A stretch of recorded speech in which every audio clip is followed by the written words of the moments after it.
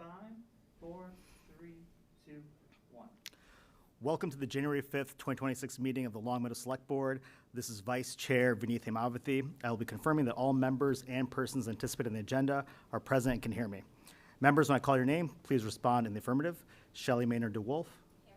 Andrew Lamb. Here. Dan Zorko. Here. We'll give you a second to settle in here. Josh Levine. And then staff, when I call your name, please respond in the affirmative. Peggy Sheldon. Present. And Lynn Simmons. Here. Great. Okay. This open meeting of the Long Meadow Select Board is convened in person and via Zoom webinar as posted on the agenda and town's website, identifying how the public may join. There is no chat or Q&A function. All of the materials for this meeting are available on the agenda posted on longmeadowma.gov. The public is encouraged to follow along using the posted agenda unless I note otherwise.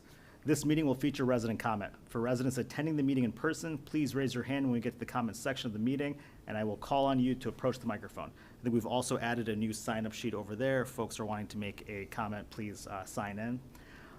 And then for residents participating in the meeting via Zoom webinar format, please use the raise hand icon at the bottom of the screen. The meeting moderator will promote you to panelist, unmute you, and give you permission to speak. If you join the webinar by phone, dial *9 to raise your hand and *6 to unmute. Residents who wish to speak will identify their names and addresses only. Each individual is afforded 3 minutes for comments. Please note that this meeting is being recorded and that some attendees are participating by video conference. Please remember to mute your phone or computer when you are not speaking. If anyone in attendance is recording this meeting, please announce yourself now. Okay, and we will begin with the Pledge of Allegiance. I pledge allegiance to the flag of the United States of America, to the republic for which it stands, one nation, under God, indivisible, with liberty and justice for all. Thank you. All right. Thank you, Mr. Vice Chair. I appreciate it. I will first move on to Select Board regular meeting announcements. Future Building Use Task Force. The town of Long Meadow is seeking interested residents to serve as at-large members on the Future Building Use Task Force. Residents who are interested in applying to serve on this task force should submit an application form no later than 4:30 p.m. on Tuesday, January 13th, 2026. Please also send a resume and cover letter to selectboard@longmeadowma.gov after your application is submitted. Interviews will be held at the Select Board regular meeting on January 20th. To fill out an application or for more information on the scope and membership of the task force, please visit longmeadowma.gov/Future Building Use Task Force. Citizen petition deadline for annual town meeting. The deadline to submit citizen petition articles for placement on the 2026 annual town meeting warrant is Monday, January 26, 2026. For additional information, please visit longmeadowma.gov/town meeting. Property tax personal exemptions discussion. The Long Meadow Assessor's Office will hold an information session on Tuesday, January 13th, 2026 at 1:30 p.m. at the Adult Center to provide education on the eligible property tax exemptions and eligibility requirements. Please call the Assessor's Office at 413-565-4115 for additional information. Municipal offices. Town of Long Meadow municipal offices will be closed on Monday, January 19th, 2026 in observance of Martin Luther King Day. Okay, first up we have resident comments. I'm seeing nobody at our podium. Do we have anybody online, Peggy?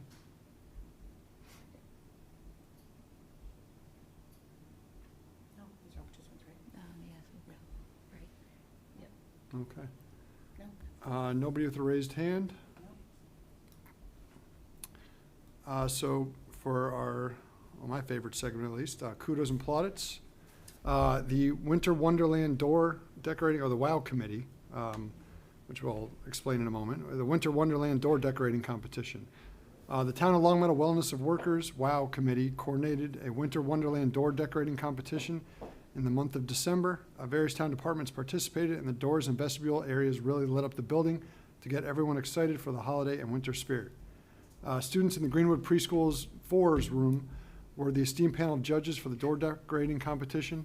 Congratulations to the Human Resources Department for winning the competition with their Game of Thrones themed door.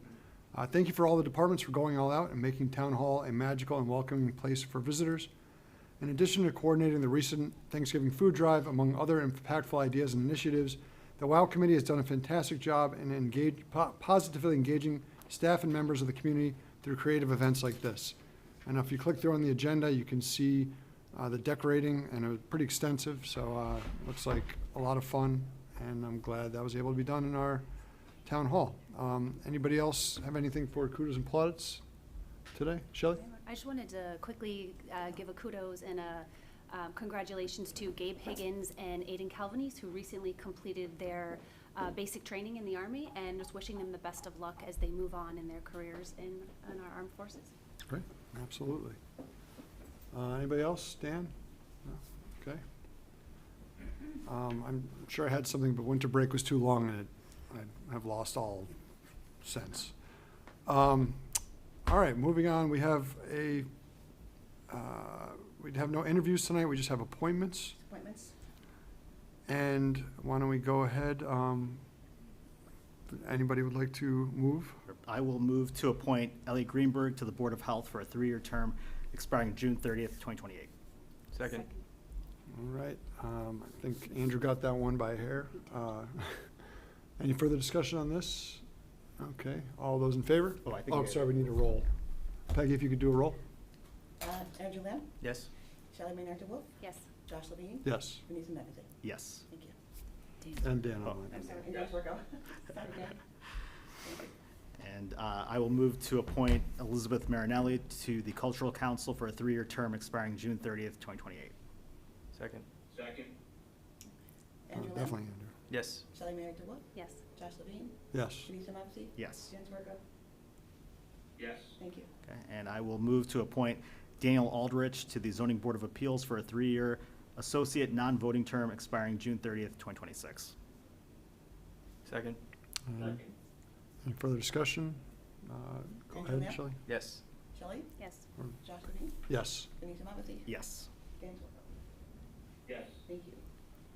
All right, always, we will get in touch with those folks, and as always, thank you, if you're watching, for your interest and for applying. All right, moving on, we have select board comments. I guess I wasn't alone over winter break. All right, nothing today. Moving on to applications, we have a 1-day liquor license, I believe we have 2, from the LACCF. Yep, and I will move to approve 1-day liquor license applications for January 29th, 2026 and January 8th, 2026, submitted by the Long Meadow Adult Community Fund. Second. All right, okay, and are these all in order? Leonard, Peggy? That's it. Okay, Andrew Lamb, Yes. Shelley Maynard DeWolf. Yes. Josh Levine, yes. Denise Mevison. Yes. James Worko. Yes. Thank you. All right, and we'll get right to the meat of our agenda today. We have 3 presentations. First up, we have the Long Meadow Rev 250 Task Force. And please come on up. If you could introduce yourself, name and address, and then please begin. My name is Al McKee, 60 William Street. I'm the president of Long Meadow Historical Society. The Rev 250 Task Force is a collection of folks of interest in the history of Long Meadow and the history of our country. It includes quite a varied group, members from Long Meadow Historical Society, the Town of Long Meadow, East Long Meadow Historical Commission, the Adult Center, First Church, the Long Meadow Historic Commission,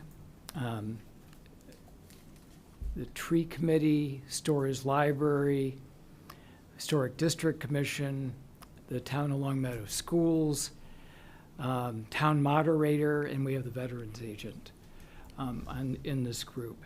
And we have other interested members as well. We've been meeting several times, and we've got another meeting coming up. What's happening so far, so we bring you up to date, is we have a lot of programs that we have already in the works for between now and the end of June between the library and the Longmeadow Adult Center, and we're co-promoting a program at the Armory. There's 24 programs across those sites already scheduled, and we'll have programs across the rest of the year as well. The website that we have at the Longmeadow Historical Society will soon have a tab that will be the clearinghouse for programs and events that are related to the celebration of the 250th. We're not trying to compete with the nation celebration or the state celebration. This is going to be about what we're doing here in Longmeadow. For us, all history is perhaps most significant when we take it local and make it real. So we are going to focus on what is happening here in Longmeadow 250 years ago, or how it becomes pertinent to today. To that point, Stephen Williams, who some of you are familiar with, who was a minister here in town during the time of the Revolution, he was not a young man at that time. He had a couple comments to make during this week. For example, on January 6, 250 years ago, he wrote, "On the year past, the leaders of our nation have sent troops to subdue and bring us under in this country, to bring us to submit to their arbitrary and tyrannical measures. Much blood has been shed, and town destroyed, and burnt, cannonaded." And then, on January 12th, so coming up next week, he writes, "This day we have a report that the great mortar and some cannon are brought through the woods from Ticonderoga or Crown Point. What the design is, I know not." So what we're doing while we're looking through Stephen Williams' diaries, and my wife Betsy is busy reading the diaries every day, and we are distilling this so that it'll be on the website, so you can be following this throughout not only this year, but for the rest of the 8 years that really represent this time period related to the Revolution. I know that for many people, the celebration of the 250th is all about this year. And after July, people are going to say, what's the 250th? But for us, it goes through 1783. So we are going to keep this alive on our website. Now, for the other things that we're going to be involved in doing, we're going to have info on our website, and we're going to be this clearinghouse. We're not going to be trying to judge what projects should be done or not done, and we don't have a budget. We applied for funding to the state and were turned down.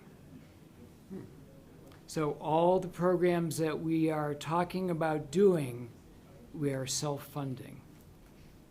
The Longmeadow Historical Society, the Adult Center, and others, these programs are all programs that we are funding ourselves. We are going to have these online history notes that some of you are aware of. They are going to be throughout the year related to the Revolution. We have labels at the Historical Society that say, "I was there," and it has to do with those objects that were here in Longmeadow at the time of the Revolution. Now, wouldn't it be neat also to have those around town for objects, buildings, and other objects that are related to the time period, and we'd like to involve the community that way as well. We do have some members in the task force who would like to pull together a big event for Longmeadow. That'll depend on whether we can pull together funding at this late date. There is talk about a time capsule and small parade and things like that. We don't know whether the town has any money that might be available to support this. We will explore that. But we invite interest from others for that event. We are interested in doing something with a flag. This is the flag that we currently are making use of. We already have this on the graves of all of the Minutemen in Long Meadow that we've identified. We also have been working on making sure that all of the Revolutionary War soldiers, both here in Long Meadow and in what became East Long Meadow, are recognized. And we still think that some have not been recognized. So we're busy working on researching all of them. And we think that it would be very nice by the time we come into July to have flags made up that read like this and have these about town, if people are interested. So that really is the short version of what's going to be going on. I don't know whether it'll be this week or next. There'll be something on the website. You'll be able to take a look, and then once it's up, you'll be able to see what's happening at any point. Questions for me? Oh, well, thank you very much for coming in. The diary quotes were fascinating. I'd like to hear that. I know that you've been working on things for a while, and we wanted you to come in to talk to us about what's going on, find out what we can do to help. And I thought it would be up for discussion if we wanted to have a liaison to the committee, to the task force, to help connect with the select board and the town manager's office if there's any helping with funding, or just with the inner workings of the town for permitting, anything we could do to help, because it's a celebration, but it's a time to look back and think about our place in history. So we really appreciate you coming in. I know we have one member who's particularly a history buff, who's also a busy man, but Al, I really appreciate all that you're doing and all the people who are behind the scenes as well. I'd love to be a liaison or help in any way that I could, and I'm sure the same goes for my colleagues. But I have had some informal discussions with some folks about some of the ideas that you have mentioned, and I think that I'm just so grateful that you and others are wanting to make us have a local event. It doesn't have to be incredibly, ostentatious or anything, but it means a lot to all of us just to know how much the part that our town played in this incredible event on a local level. I think that's a very, very effective thing, and meaningful to people as well. And we do hope that, like I say, even though there's going to be less interest after this July, the truth of the matter is the people of Long Meadow 250 years ago really stepped up and were involved in the Northern Army, and their role, especially in 1777, was huge. Mm-hmm. So we don't want to forget them. Yeah.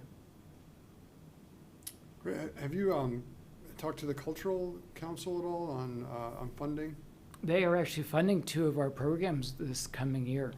Yes, they've been very generous. Oh, I'm glad to hear that. This is the kind of thing that I think is very important for them to get involved with. And have you, I know that you're talking to the town moderator, who's very keyed in with the rest of the elected officials in town and the town manager's office. Have you had any conversations with any other committees? Well, I know you mentioned some, but are there some that you're still looking for potential funding? I know not all of our committees or boards have any budget, They don't have funding. They have, if we were to try to do something that involves an event on the green, you know, there are always expenses in terms of stopping traffic and having a parade or putting up any kind of booths or having police involved. And when we went out and having reenactors, all those things we had hoped to do when I applied for funding through the state, I think most of the funding ended up at the other end of the state. Heard Might that I before. suggest, maybe offline you and I could speak, or other representatives, and then I can also speak to Lynn about our upcoming budget, and maybe we can see what we can work out. I mean, I definitely appreciate and encourage private donations as well from memberships that you have, like the Historical Society and other things, but I think that this is something that our town can and should support. It's not going to be I don't envision it being like a huge amount of money probably. No. It's even necessary to make something meaningful for our town. Like And there's going to be a tree planting, and, you know, I think it could be a modest but very thoughtful and meaningful event, and some support would be great. But Yeah. we know we put on the Long Meadow Days for over 30 years, and we know that it can be very time-consuming and very expensive. And we're not talking about an event that big, but Right. we're talking about something that would be a fun thing for the town to do and bring people together. Yeah, and there's so much volunteerism in our town as well. There's gonna be a lot of people excited about that. It wouldn't be difficult to do a kind of Memorial Day service-like thing that we have often done, which is always very meaningful as well, focused on the Revolution, so. And Yeah. two other things that kind of tie into this. In the spring, we're gonna be moving up, in May, we're gonna be moving up our Tales from the Cemetery event and doing that in May instead of in October, and focusing on the Revolution. And then in the fall, there's going to be a house tour event supporting the library. And there's gonna be a lot of focus on the houses in the green, and that will also be a time to bring people together. So I think that we can make use of this really as a history-telling time.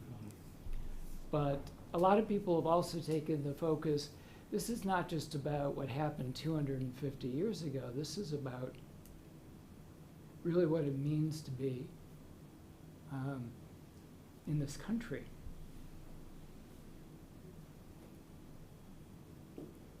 Okay. I Yeah, didn't thank mean you. to speak for the rest of the board, but just Andrew came to mind as a Yeah, good yeah, liaison. I'm I think excited if about anybody it. wants to work with the board, with the task force, I think that is, we should all be involved in this to the extent we can. And I think that it's a great opportunity for the town to come together and do something positive and be proud.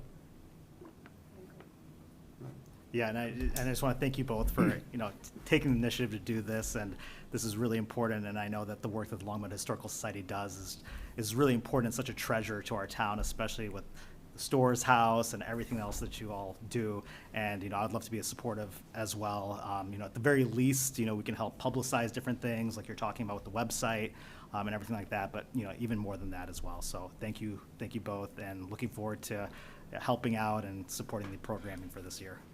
Very good. Thank you again. Thank you. Thank you so much. All right, next up on our agenda, we have the Form of Government Committee. Is this all online? Yes. Okay, great.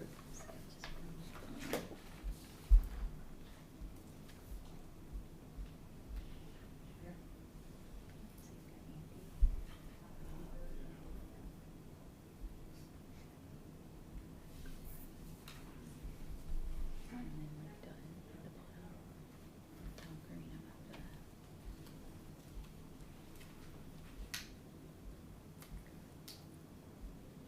Good. There we go. Okay. Good evening. Hold on and I will get you a picture. Everybody here okay? Can people hear me?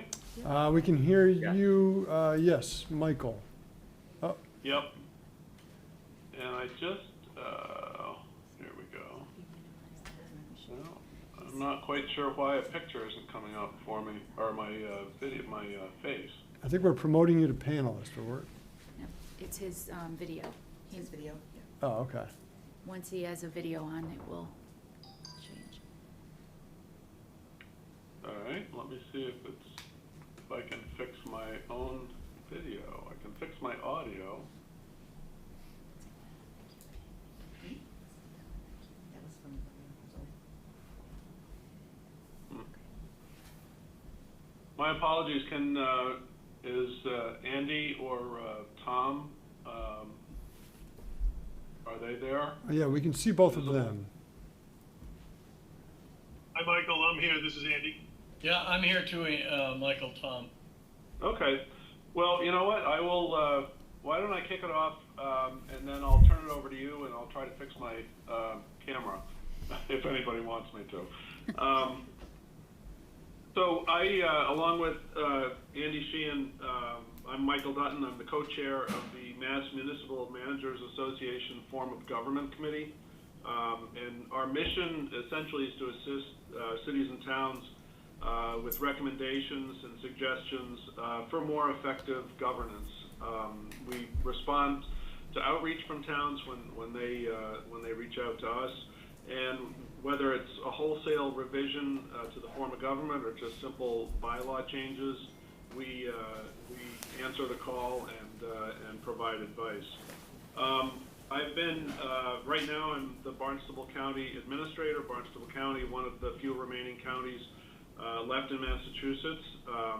But prior to that, I was a former town manager in both a city form of government and open town meeting form of government. And if it pleases the board, I thought what we would do is Andy and Tom can introduce themselves, just give you a little bit of their background, and then we could sort of discuss the different general forms of government, and then how you can affect, how you go about affecting change, depending on what you want to do. So with that, I will, if it again pleases the chair, I'll turn it over to Andy to introduce himself. Yes, please. Thank you, Michael. Good evening, everybody. Pleasure to be with you tonight. I'm Andy Sheehan. I'm the town manager for the town of Sudbury. I have, like Michael, worked in a number of different forms.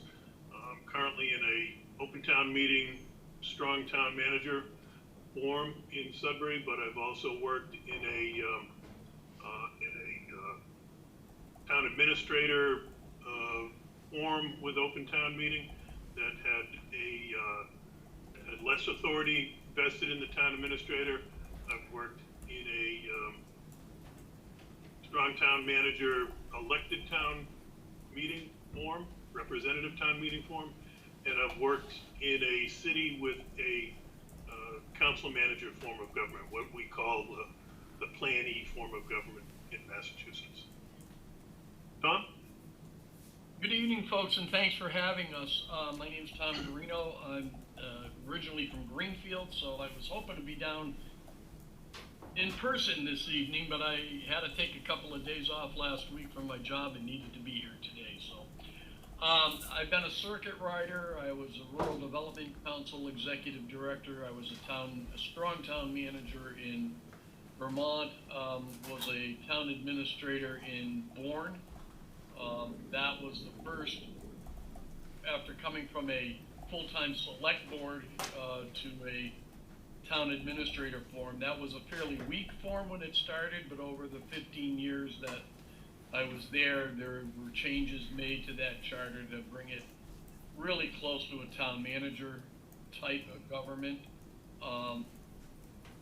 But instead of doing a whole new charter, they just expanded the role of the town administrator. I'm currently in Wellfleet as town administrator. This is not a real strong town administrator form here. It's a small town with a big attitude, so it's a little different here. The good thing is the select board is very good to work with, and they understand the limits within the charter. Great, thank you. All right, well, thank you. I for some reason can't figure out my camera, so I'll just plow ahead and Lynn can tell you what I look like. Well, Michael, we'll stipulate you're a handsome lad for now. Well, then now I definitely can't turn my camera on. In any case, what I set out initially was to give you a little brief discussion of the different forms of government, and I think you probably know a little bit about each of these. But open town meeting is primarily used by most of the smaller towns in the state. It's widely known. It's been around since Meadow was incorporated. It's been around probably 100 years prior to that. So it is well known in Massachusetts, well known in New England, not as well known in other parts of the country. Quite frequently, when towns get over a certain size, there's no fixed size, but when they get over a certain size, they find it more convenient to have what's referred to as representative town meeting, which really means instead of everybody showing up, any and every registered voter showing up for town meeting, people elect their representatives to go to town meeting and vote at the general town meeting and special town meetings. So on forms of government, what has become slightly more popular, although not numerous, I think there are 13 or 14 what are referred to as council manager forms of government currently in Massachusetts. Council manager is by far the most popular form of government in other parts of the country. Certainly out west and down south, council manager is sort of the norm. So usually council, which could be generally anywhere from 5 members to 15 members. I think there's, I can't remember how many are in Amherst, but Amherst has quite a few councilors on their town council. But the council hires a professional manager, and the professional manager is the executive authority and does the day-to-day management of the town, but generally has a little more authority than you would have in a town manager position in an open or representative town meeting form. The council's role is legislative, so if you were to make comparisons between a council manager and say open town meeting form of government, your council really is that town meeting. They sort of equate, and your manager is similar to the select board function in a town. So council manager is technically a city form of government under Massachusetts law. It can be referred to as the town of something or other, but legally, in the eyes of the state, it's actually the city of the town known as something or other. So East Longmeadow, I think you're probably familiar with. Technically, that's the city known as the town of East Longmeadow, for legal state purposes. And the other form is a council mayor form of government, and obviously so most of the larger cities in Massachusetts have a council mayor form of government. Obviously the council, very similar to the council and a council manager form of government, elected either could be at large or it could be by district or it could be a mix of those. And the mayor obviously elected most of the time elected by the voters in the community and the municipality. There's some very few instances where the mayor is elected by the council. Cambridge is an example, but the mayor would be elected by the council. Has, in the case of Cambridge, has a little bit more authority than other councilors, but is essentially one of the councilors that's been elected by his or her peers. Most council manager forms of government have what's referred to as a council president. So that would sort of equate to a mayor, a mayor that's got some symbolic authority or some sort of formalities to go to all the town functions and represent the council. So those very basically the four forms of government, and each have their benefits, each have their detriments. But one of the things that we like to tell people is that whatever form of government your community chooses is the form of government that your community chooses. It's a very community-centric effort. It's a very community-centric decision to make, and so there's no right or wrong answer in what form is best for the community. It's really what the people want. So I just ran through those very quickly. So maybe I'll just stop and see if Andy or Tom want to add anything there, or if there are any questions. Well, that was a pretty good explanation. Yeah, Michael, I think you covered it. I think we're happy to answer any questions that the board may have. So you mentioned a number where there's no set number, but where you generally see open town meeting go to representative town meeting. What is the range where you see that? I guess I'll crack that one. So the Massachusetts law basically says that if you've got a community of 6,000 people or less, then you really can't go to a representative town meeting. I don't think that's Longmeadow's issue, but that's really the only thing that's set in law about specific numbers. But you can see representative town meetings anywhere from probably that 6,000 range, right up to 30, 40,000 people, or more, 60,000 people. Now that I'm thinking about it, but that's it's a very broad range of population.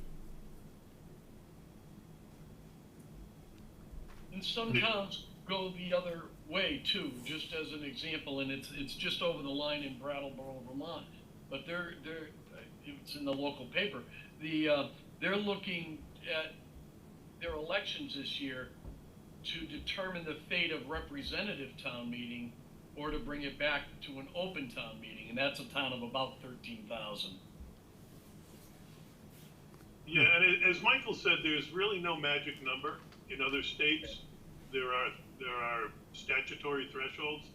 So you get to 10,000 and you become something else. You become a town or a village or whatever.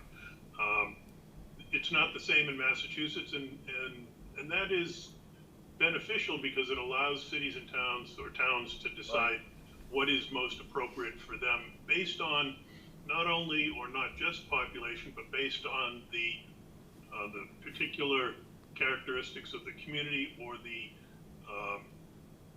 intricacies and the challenges that a community faces. One thing that I would mention is that a lot of communities they go towards a change of government, where they start to look at changing the form of government when there's a crisis. And as I understand it, that's not the case that you folks are facing now. You kind of have growing pains and a changing demographic that's encouraging the look, which is a good thing. It's kind of the corollary to either buying a car when you don't need to buy a new car, or buying a car because your car died. And so you've got the flexibility to work through and really give it the time that it needs to make the decision that's right for the community. I'm grateful for you all for coming in today. I think this is an important conversation to have, and we're not in crisis, at least as far as I'm concerned. But I'm glad that Lynn has connected us and brought you in here. What I think why I wanted to have this conversation is because every time we have a large, important town meeting vote, we hear from people that they're upset that they can't go to town meeting. And they have kids, they have work obligations, and I'm certainly sympathetic to that. But I travel around to a lot of other towns, and I do see the cons of some of the other forms of town government. And so we wanted to talk about that a bit, but also I think get an idea of how these things change, because I know that when we hear complaints about town meeting, it's directed at us to change something, and that's not how it works. And I want people to get a better understanding of how it works. And now I'll talk about it to somebody until I'm blue in the face, but it's helpful to have people who may have had experience with it in other towns and have seen it work to explain it to people, and maybe give some, I don't want to call them war stories, but stories of what they've seen and the effects, because there can be consequences that people don't think about when they want things to change, because we've had this form of government a long time in our town. It doesn't mean it's the best one for us, but we are in kind of a strange spot. We have around 17,000 residents, and unless we get a lot of ADUs, we're not growing at all. So that's where we're at. I definitely don't think we're in crisis, but we've been spending a lot of money lately, I think rightly, but not everyone likes that. But with town and government, it's who shows up that night. So if anybody else wants to speak before, or has any particular questions, I think that would be great. Now, Dan? Thank you, Josh, and thank you everybody for coming tonight. Sorry I couldn't be there. I guess to Josh's point, I'm just curious, could you maybe walk us through like some of the scenarios, like if there were to be a change in government, what that process would look like? Is it like a ballot question, or and then the other question would be the size of the council, for example. Could Longmeadow remain at 5? Would it have to go to 7 or more, for example? That's a great question, and so that sort of brings me into the second part of what we were going to talk about, to the extent that you wanted to know. So there are two, really three, but the two basic ways you can use to change your form of government. One is with an elected home rule charter commission, and I'll describe that process in a second. And the other one is essentially petitioning the legislature for special legislation. So the home rule charter commission, the whole process comes out of the home rule amendment to the Massachusetts Constitution, which is Article 89, I believe, and it basically said came about at a time in the late 60s, early 60s, mid 60s, I guess it was, when other states were granting their municipalities quite a lot of authority. Massachusetts made a big show of granting the cities and towns a lot of authority, but really, when it comes at the end of the day, they did not really grant a whole lot of authority at all. So, but one of the things they did do was allow cities and towns to sort of self-govern and come up with their own form of governance within certain guardrails. So going that route requires petition from 15% of your voter population. Once that petition gets submitted to the town clerk and those signatures are confirmed, then the select board can trigger an election, and that election is generally at an annual town election, and it has essentially two questions. And the first question is, do you want to create an elected charter commission? And you answer that question. The next question is, okay, who do you want to sit on this elected charter commission? So it's sort of a two-pronged election, and it's quite frankly confusing to some people. But you ask the question, do you want to create an elected charter commission? And then you let people submit their papers to run for the elected charter commission. So once the election is over, and presuming that people have said, yes, we want to elect have a home rule charter commission, we want to elect a charter commission, and they have elected the charter commission, then that charter commission gets to work and has at most 18 months, usually in a town it's more like 10 months, just to speed things up. They've got 10 months to study your existing charter, determine if there are changes that need to be made, or if wholesale, as I said earlier, wholesale change in the form of government needs to be made. And then that recommendation gets submitted, and that recommendation goes on the following annual town meeting, the annual town election, and the voters decide if they want to change the form of government or not. So it's has nothing to do, very little to do with state legislature.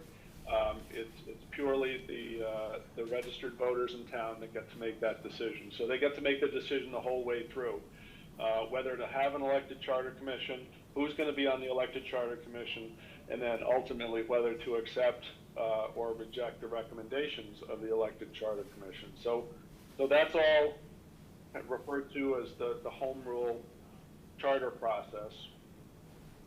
The second process can be a little bit quicker, but it involves the state legislature. So almost by definition, even though the process could be quicker, once you mention the state legislature, that immediately, tells you that it probably isn't going to be quicker. But that process, the select board and town meeting can decide to petition the state to do whatever you're going to petition the state to do. Allow you to change your form of government, adopt a charter that creates a council manager form. I'm just using that as an example. Whatever the case may be, and then the state legislature takes that up. And having done this a couple of times, the legislature will, council for the legislature will pick apart your proposed charter and make changes, and assuming all those little minutia changes are good with you, then they'll vote that, and the governor will sign that, and then at some period outlined in the charter that's just been approved by the state legislature and the governor, you will implement the charter and have your new form of government.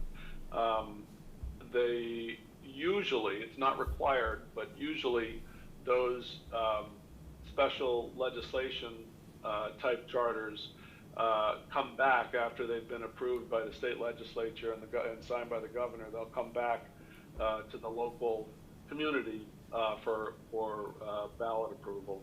So again, not required, but I cannot think of any substantial change in municipal government in any town that has not gone back to the voters for approval, for ratification. So those are the two basic ways for more drastic change. You can also make certain changes within your bylaws, and to the extent that the bylaws that you want to create don't conflict with your existing charter or with state law, then that's another way to make a little more incremental change to the form of government. If I could ask a question, please. The chair, I believe the chair, was indicating earlier that, if you have a town meeting, people are working or they can't get childcare or whatever the case may be. Have you offered childcare as an option at your town meetings? Yeah, so what really brought this about was our last, we voted on a new middle school, our funding for it, under the MSBA program. And we had great attendance, and I want to say, how many kids did we have in childcare? 50. There's 50 or so kids in childcare. The Key Club has helped out the last couple meetings. So for the bigger meetings, we do offer childcare, and it's I think it is helpful and there's a lot of, my kids go to every meeting, there's kids in there too. But it's, you know, as somebody in local government, I want to see as many people be able to participate as possible, and I certainly am sympathetic to people who can't, and I wish everyone could. But that's one of the things that I talk to people about, that I think that there's maybe a misunderstanding, if anybody wants to address this, that if we had a different form of government, every question would go to a full day ballot. And that's just not the case to me. And so I was wondering if you could address that.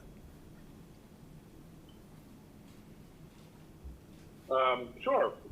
So obviously depending on what kind of form of government you actually end up choosing,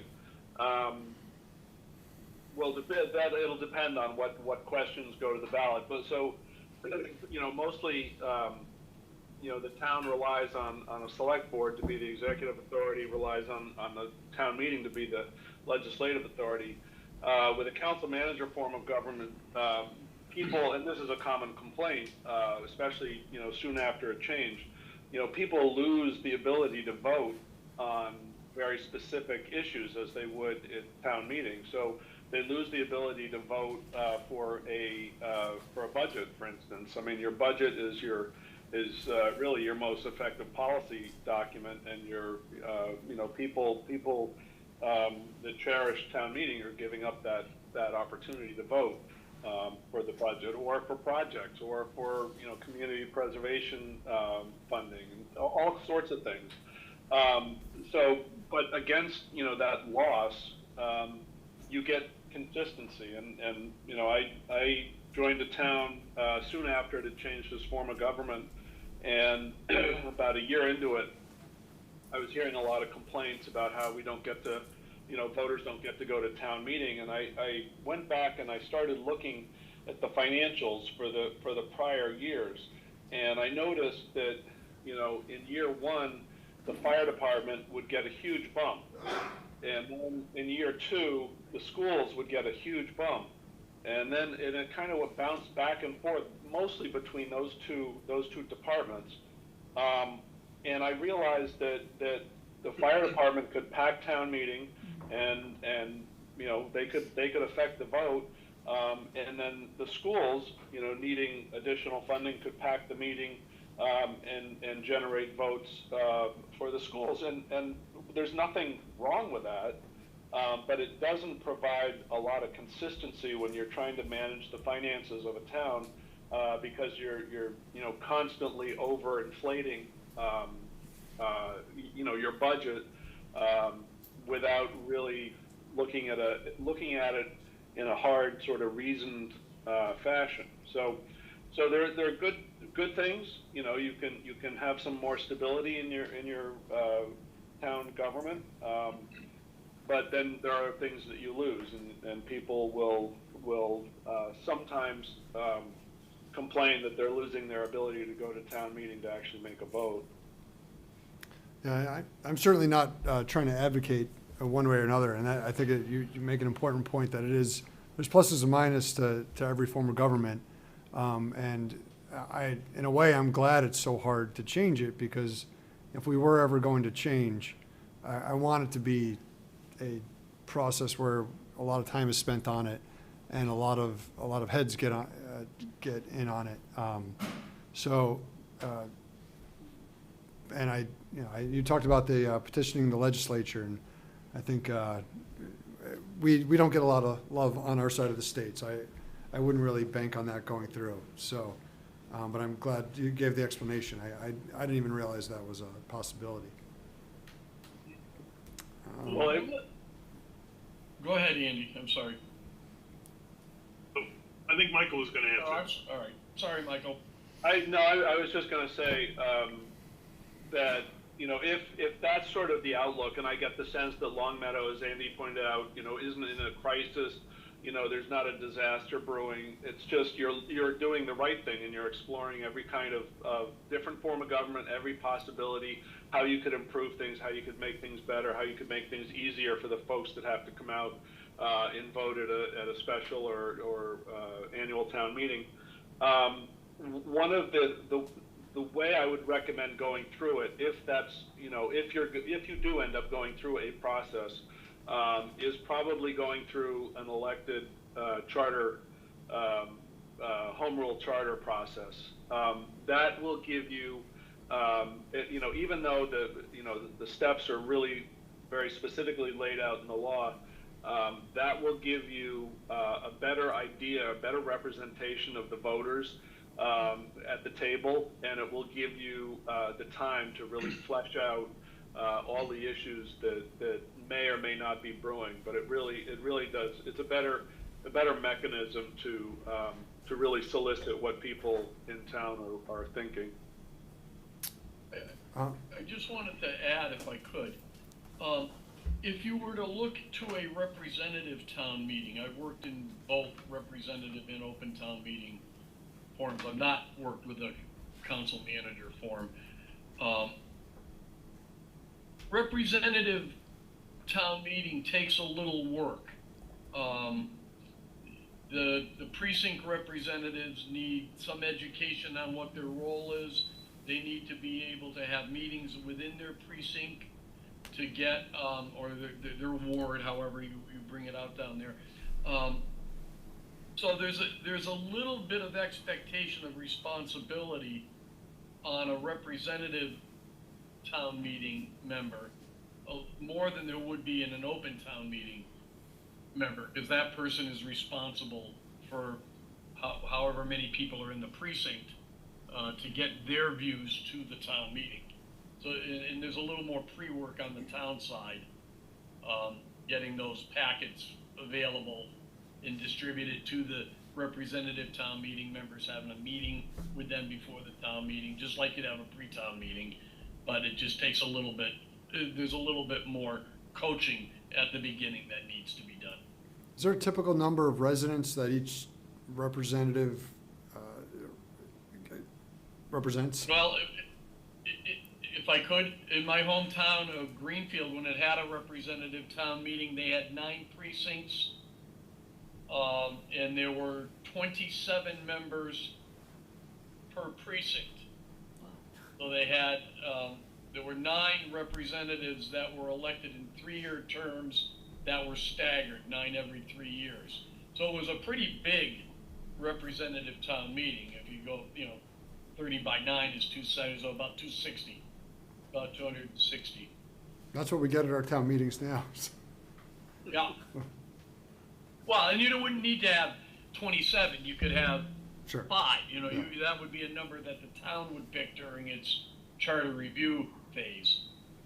It's important to point out that's a decision that is a local decision. Yeah. How big your precinct representation is. The community I worked in with a representative town meeting had, I believe, 18 per precinct. So there were 162 at the time that I was there. And to Tom's earlier point, it takes a little bit more work, but your work is more focused. Yes. So in the case of 162 reps or whatever the number is, you're just dealing with, you just need to educate that group. And you know who's going to be at town meeting. And to Michael's point, you don't get a town meeting hijacked by a special interest group. And I've seen it with schools and public safety and leash law opponents and supporters and gun rights and all that stuff. So you have a more limited number of people that you need to educate, and because they're there and you can expect them year after year, you're not starting at zero, right? ground zero every year and bringing people up to speed on the budget, for instance. I just had one more question, and it goes back to what Dan asked about the number of town council members, if that's the way we went. Just more broadly, are there any guardrails on what we could do if we did a charter commission?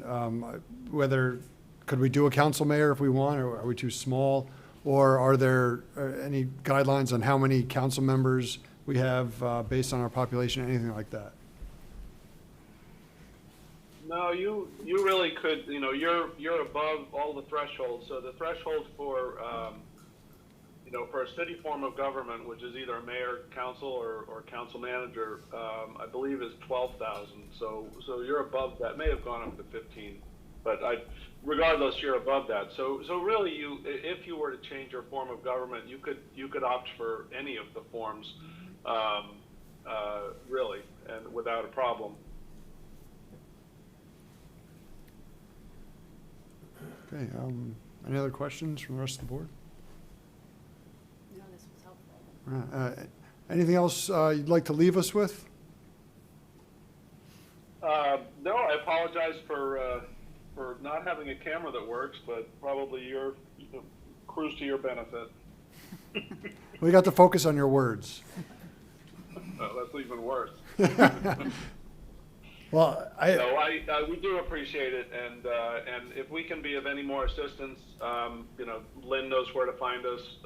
I assume most of us will be at the Mass Municipal Connect 351 towards the end of January. Yep. I found this very helpful, and I see some nodding heads from the rest of the board. So, this has been great, and I hope it's helpful to people in our town who are curious about this kind of thing. And Lynn, what is 15% of our voting population? Ooh, you're gonna put me on the spot with that. I had the number at some point. I wanted Yeah, I'd have to 1,400 or look. something like that. That sounds right. Yeah. So if anybody's watching and curious, that's a lot of signatures, but it can be done. So, all right. Well, thank you all so much for coming to us tonight. We really appreciate it, and for your time serving on the committee. Thanks for having us. Thank you. Pleasure. Thank you. Yep. Thank you. Good night, folks. Good night.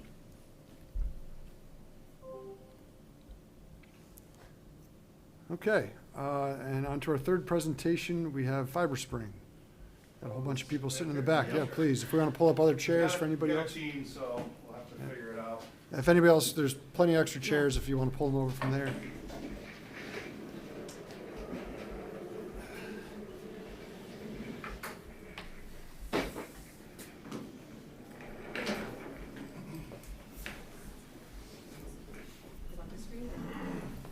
Yeah, it would be great if, well, actually, no, if you don't mind, I'll just say next slide if that's okay. Yeah. Okay, that's great. You want her to start with this one, though? Yes, please. All right. Well, good evening. Thanks for having us back. I think we were here about a year ago, thereabouts, right? About a year ago. So if you could just go to the next slide. Before we start, we have a team. We have Kelly from Customer Service and Marketing. We have John Hine, who's our chairman of the board and a former select board member for the town of South Hadley. Many, many years of service like you all provide. Mike Kincari, our financial manager, who's done a lot of the financial analysis for you in this presentation. Adam St. Martin, who's our director of operations and really is kind of taken over the charge of project management for Shell. And Lee Masters, our network engineer and supervisor, telecom supervisor, and myself, the general manager of South Hadley Electric and Fiber Spring. So glad to be back.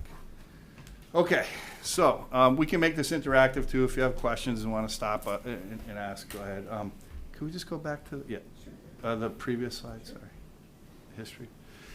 Great. So just a little recap. In May of last year, you all took the first vote out of 2 to form a municipal light plant, so you are a formed municipal light plant. In September of 2024, your municipal fiber task force recommended the partnership with us, South Hadley Electric, to support the planning, design, and building of the fiber to the home network in Long Meadow. We thank you for that, for the confidence. In November of 2024, you took a second vote to form a municipal light plant and appropriate funds to commence engineering, design, and pole application. And that was I believe, a town vote where you appropriated those funds.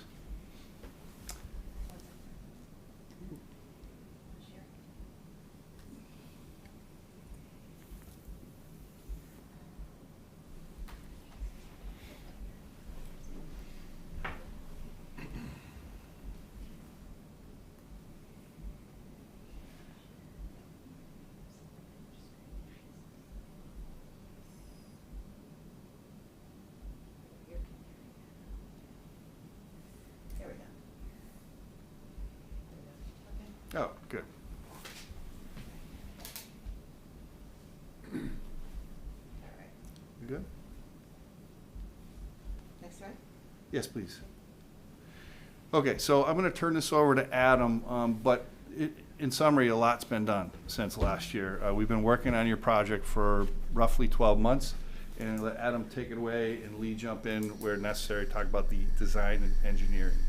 Yeah, thank you, Sean. So just kind of walking through what we've worked on for the engineering and design. So, you know, essentially we get right off the jump, we get our boots on the ground out there, and we had individuals out walking the 91 miles of circuit that's available here in the town of Long Meadow.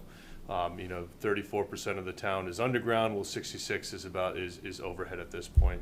So that's part of the data collection process that then rolls into the development and the submission of the pole applications to both Verizon and Eversource for 2,268 polls for a total of 54 applications developed and submitted.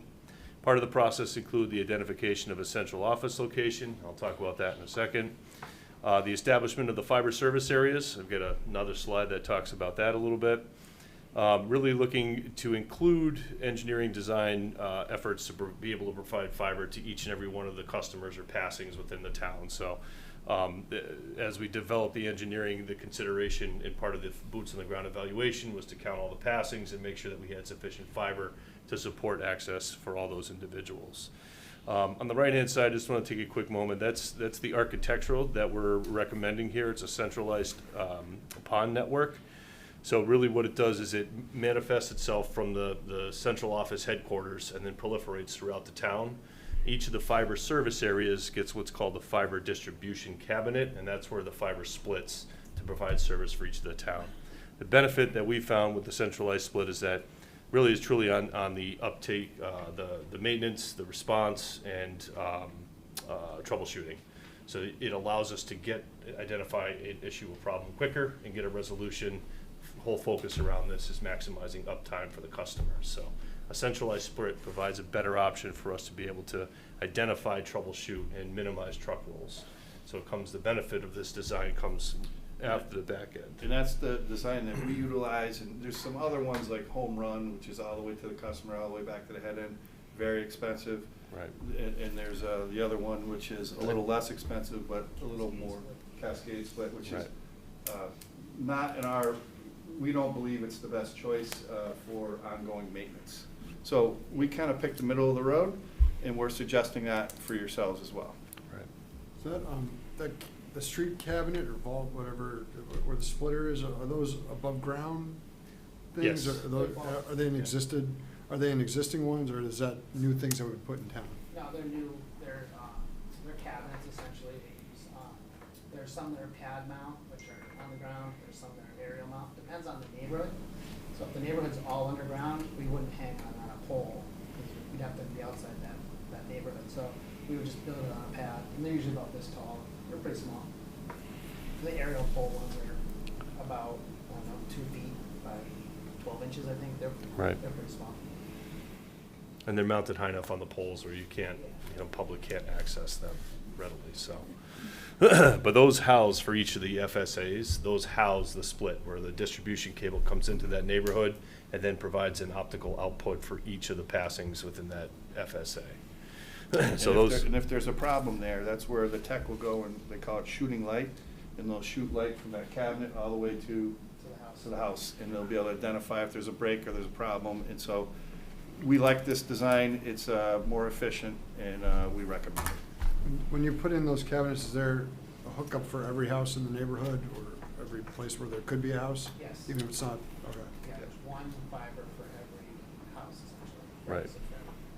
So if you expand, so if half the people have signed up, do you just do that, or can you expand from there? So each of the FSAs is broken out, and the maximum customer count is 288 customers. We try to build it to 250 for right. one expansion. So it allows you the opportunity to have additional fibers for new developments, new housing, things along those lines that come into that neighborhood. So you have those spare fibers that are sitting there waiting for the additional customers to come into the neighborhood. But yeah, there's some growth built in. Yep. And this is a 2 gig design, XG-PON, right? XG-PON is a 10 gig 10 gig, but each house could get 2 gig. They could theoretically get Yeah, more. 8.44 gigs. Right, but we're building this actually with more robust design than we actually started with ourselves, and we're going this way ourselves. Yeah. So there's really three main That's all right. pond architectures. There's GPON, which has been around for about 15, 20 years. That's coming to the end of its life. Everyone's moving to the next 10, which is existing now, which is XGS PON. And then beyond that is 50 gig PON, which is just now starting to be developed. They're starting to make chips for it now. It's super expensive. This is what we're moving to. This is pretty much what everyone's moving to.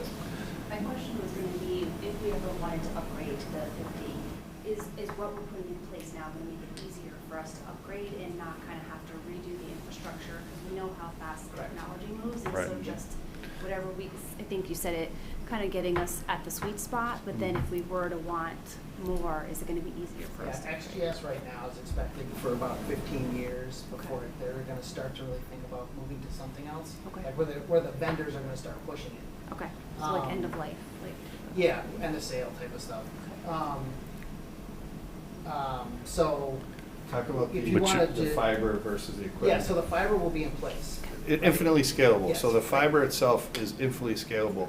It's really just the components you attach to the fiber. Okay, They thank just you. change yeah. the electronics. All right, thank you. And that's what you're reinvesting in. Next slide, please. So on to the central office, or, well, the brains of the operation, so to speak. So this is, and if I'll turn your attention to the picture on the right-hand side there, this is the location that we're currently proposing for the central office here for the Long Meadow Fiber.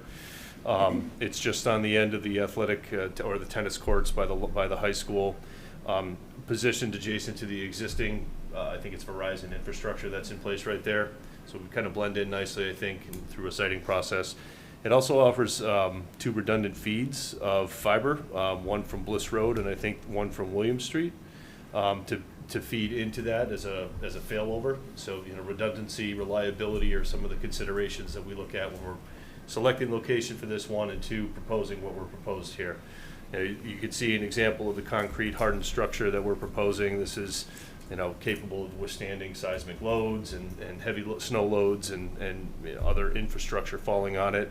It's HVAC temperature controlled, it's locked, it's safe, secured. There's backup generation, so Eversource will provide primary power, and backup generator provides alternative source on it. And inside of this is where you're housing all of your OLT equipment, your optical line terminal. This is your head-end gear that takes it's really the point where Long Meadow Fiber meets the middle mile network provider for your service within the town. So it's from here that everything then branches out into the neighborhoods, into all those cabinets we talked about, and then into each and every one of the residents and commercial customers in town. So the recommendation we have here again is really focused on making sure that this is a resilient and reliable location to house this critical infrastructure. You have options to put it other places, but one of the things is this is going to be really a control cabinet for all of the Long Meadow Fiber infrastructure, and it's where you want to make sure you're keeping your uptime and that you're not having any issues with this equipment functioning for the customers. So, so this is the central office and the proposed location here on Bliss Road. If you can go to the next slide, please. So a couple of just visuals of the data collected. On the left, you'll see that one of the steps that we take through the engineering process is to collect the GPS coordinates of each and every one of the poles that's in town that supports the pole application process. So on the left is a picture of all the poles that the town has, and on the right-hand side, you can see the neighborhoods and areas differentiating between overhead and underground infrastructure. Orange is the underground, overhead is the blue. When you're doing these types of build-outs, overhead neighborhoods are typically cheaper to access, so this information helps us then put a strategic plan in place about where we recommend to start building out first, whether it's based on interest, but also construction costs, things along those lines. So you can go to the next slide, please. A couple more examples of some of the engineering that went into this. So on the left-hand side, we talked about 27 fiber service areas that the town's broken up into. That's really based, again, on customer counts and having a total capacity of 288. We're building out to that 230 to 250 range to allow for future growth. So you'll see each one of the 27 identified in there. The star, red star, represents the location of the central office, and the blue dots represent the location, proposed locations of the fiber distribution cabinets. So one fiber distribution cabinet supports each of the fiber service areas in town. And then on the right-hand side here, it's just a snapshot of what the engineering detail is drawn down to. It essentially it shows a fiber path to each and every one of the fiber homes. So this was built out for the entire town, and I believe we've provided that to the town at this point. So, next slide, please. I'm going to turn this one over to Kelly. Thank you. So this is just a brief little glimpse into what the website looks like. So our main page is our website, and there's an option for residents to go to a link that says not in South Hadley, and it gives them a drop down, and they can click on Long Meadow. And what will come up is on the page, there's a link that links back to the Town of Long Meadow's website, the Fiber Task Force page. If anyone has any other questions, we can always enhance that if we want to put if specific questions are coming up that you kind of want people to see right off the bat, we can always update what's on that page. But what a customer will do is they can click to show their interest. And once they do that, it will bring them to that left-hand side screen where they'll start to type in their address. It will start to pre-populate the address. So they just click on that. It will ask them for some basic information, name, address, email address, and a phone number, ways to contact them when the service becomes available. And this is a tool that we use and we can share with Long Meadow to let you know where the interest is, customers' information if you want to market to certain people. If you decide to do like a marketing campaign, you want to send postcards, whatever you might want to do. And in the background, you can see it a little bit, but there's a map of Long Meadow, and it's broken up into those fiber service areas that Adam talked about. So you can hover over those when you're on the site, and it will tell you the name of that fiber service area. So if you know where you live geographically, or if you know once you submit your interest, it will tell you what fiberhood you're in. You can see, the status. There's gathering interest, under construction, connected, applications being accepted. And those can change based upon whatever Long Meadow wants to call those. Those are the ones that we use through the process. And the map changes colors, so people know there's a color for construction, there's a color for gathering interest. So right now it's all just gathering interest, so it's all the same. There's also an option to put the percentage of interest for each fiber service area so people can see. So when you start to construct, people understand why this area has 10% and this area has 86%. This is why we chose to go to that area that had the most interest. It's very easy, and then it also gives the customer an email back to let them know that we've gotten their interest. And it tracks on the back end. It gives a lot of data analytics.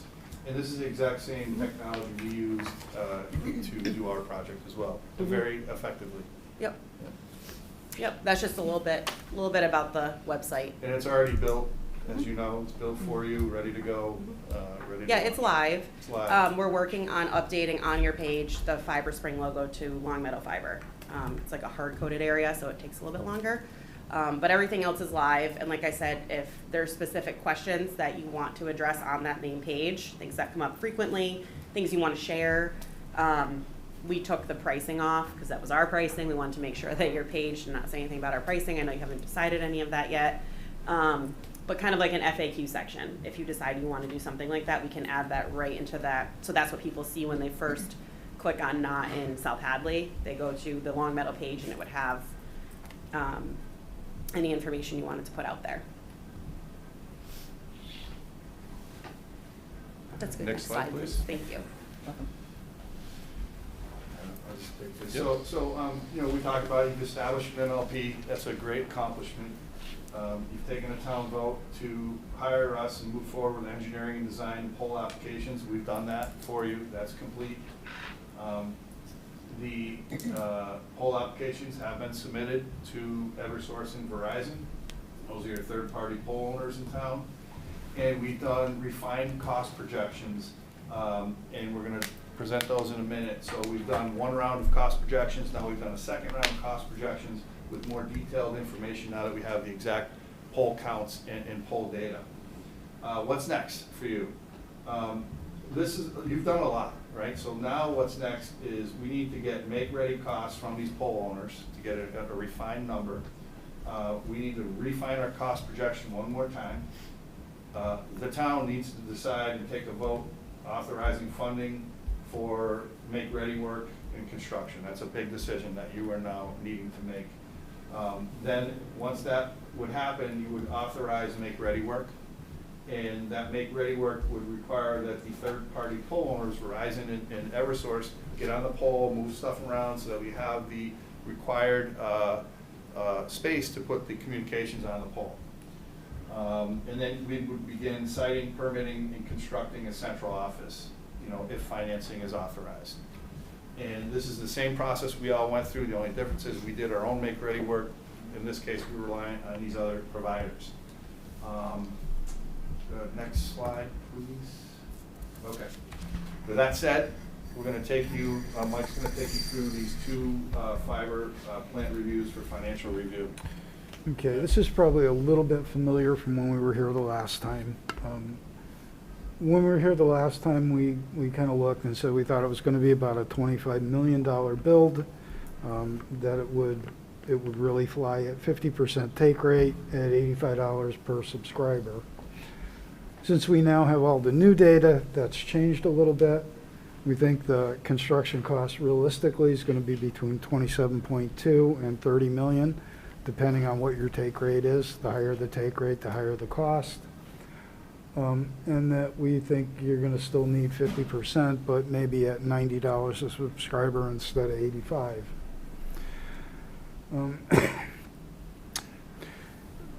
Because construction costs are going to be incurred before the project's actually making money, and you're going to have to borrow before the revenues from the project are going to be sufficient to cover it. You're going to have to come up with an amount of money to cover the cash flow deficit during construction and the initial years of operation. And I tried to give you an idea that if you only have a 40% rate, you're going to need 4.3 million, and it's probably going to be 14 years before you hit a cash flow positive position. And the higher the take rate, the better the payback, the sooner. Again, these are all projections, but they're projections based on our own experience, what we went through. And I just want to take a moment to emphasize, you know, people may look at that and say, wow, that's really not great. But you have to remember you're building a utility. You're building a 50 to 100 year utility, and it's not an easy task, but it's a great task if you can accomplish it. And so when you look at 14 years, 8 years, I mean, it's pretty good. If you can hit those numbers, that's really good for building a telecom communications distribution network. And I just wanted to point out that, you know, what Sean had mentioned earlier, you know, we still have the make-ready costs from Eversource and Verizon, what it's going to cost to make the adjustments on the infrastructure on the poles. We've assumed about $2,000 a pole at this point. That number could be higher or lower, depending on what we get back. So that's going to drive that next iteration of revisions to these projections, was that last piece of data from Eversource and Verizon. So. And just to put things in perspective, you're really looking at a forever asset. If you look at Shell, we're going into our 2nd century of operations, and that can be the same for your MLP.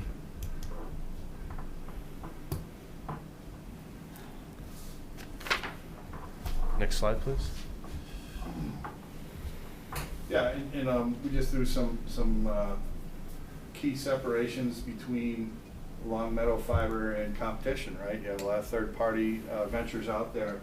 What's different? What's different about us? It's local control is the key. It's, in our opinion, superior customer service, community connection. You're building your own fiber plant that you will own, and you have a partnership with a local municipal light plant. You are not a large corporation that you're dealing with that will come and build in the honey holes where they could just derive revenue and then walk away from the other portions of town. You're controlling where you build, you're controlling how you manage this project. we have done this, our chairman of the board has been every step of the way making these decisions that you're making. So that's a big distinguishing thing about us versus some of these others that we've talked about in the past. Yeah, that, and I think it's important to emphasize too, the customer service aspect is local, it's here, it's our folks, as well as the response itself. So if there is an issue, if there is a problem, our teams are usually out there same day, if not next day, to help customers work through resolutions. And we've walked into houses before and flipped the switch on their power strip because it was off, Said, enjoy your day, sir, make sure all your equipment comes back up, but that's the kind of steps that we take. 2 weeks, we'll get to you in 2 weeks, Right. maybe, or you get a bot, it's none of that, you're getting humans on the phone, so. Next slide, please. Lee? Oh, yeah, so, this really circles around why we chose what we chose for design. So there's all types of different cables. You can go with ADSS cable, which is all dielectric, self-supporting, which is cheap and fast. You can install that stuff. You can put up 10,000 feet in a day, whereas with Messenger Strand, which is what we chose, it's 5,000 feet a day, roughly. But the big difference here is that once you put this stuff up, it's up. With ADSS, it takes branch strikes, wind, all kinds of stuff, and it starts to sag, it comes down real easy. You can have a tree come down and the tree will take out ADSS, whereas with Messenger Strand, it's supported by the steel wire, so it doesn't really come down as easily. And I've been doing this for a long time, and this is the standard that we use pretty much everywhere that I've worked, and there's reasons for it. In town, we'll have a tree come down, it'll take out power lines, but it hits our stuff and stops on the messenger tree. I'm not saying it's, indestructible by any means, it can break, but it definitely helps with maintenance costs. You're not constantly going out fixing sagging distribution cables, you're not having to go out and, shift slack. You want to do splicing. Splicing is easier on stranded wire because you can slack it inside the span, whereas ADSS you can't. You have to slack it up on a pole, which means you have to boom up to work in it, so you have special equipment. It's just, Messenger Strand really is just the way to go. It's stronger, it has less cost overall. In the long run, it has less cost. It's really built for New England, the weather and the conditions that we have up here. And what you'll see with some of the, some of the competition that comes in is, they're all about trying to get stuff done that's very quick, cheap, and dirty. And unfortunately, it doesn't have that same level of reliability. And, when you guys are going up and you're trying to battle the incumbents out, keeping out the competition in there, it really comes down to that reliability component. How quickly, what's the uptime, we're making sure that our customers aren't getting impacted, they're not seeing downtimes, and if we're seeing something, we're responding and resolving it quickly. That's the process that we've got put into when South Hadley was built, when Fiber Spring was done, as well as the mindset behind the design and the considerations here for Long Meadow Fiber's design. So. Next slide, please. Kick this one back over to Kelly. Yeah. So we've talked about it a few times, but we have local technician support. So our technicians work for South Hadley Electric, so they work out of South Hadley, so they're local. It's not somebody that we're calling from New Hampshire to come down and help service our customers. We do have a lot of our inquiries from customers are resolved remotely. So we have managed equipment that we supply as part of our package to our customers, which allows our tech support to do a lot of things remotely, to try to walk customers through things, to try to resolve issues over the phone. And I would say probably close to 80% of our calls in are resolved remotely. We don't roll a truck very often, and if we do sometimes, it's just for extra customer education. Professional and local fiber technicians, again, work in South Hadley. Typically, if a customer calls in, we are there the same day. If they're out of service, we don't want our customers to be out of service, or the next day, worst case scenario. And then the 24/7, 365 live local customer service. So we have that all the time, 24 hours a day. They can call in. They're going to talk to somebody local. They're going to talk to a human. They're not going to go through all kinds of prompts. And they will escalate that up if we need further eyes, like a tier 2 support level.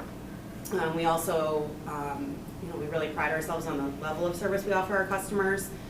We do surveys that we send out to our customers. We send it a week after they're installed, 3 months after they're installed, and a year after they're installed, trying to get feedback. And we recently started doing an annual survey for all of our customers that are connected.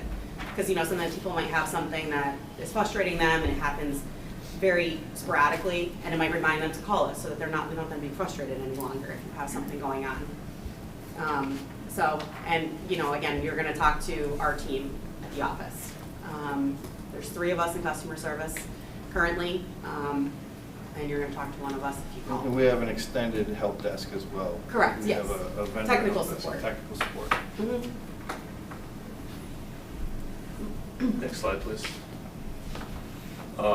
So, a little bit of discussion here, a couple of examples that we pulled together about, the market that the fiber world is in currently. So, what makes fiber very unique is the future-proof technology. Sean had mentioned it earlier, infinitely scalable.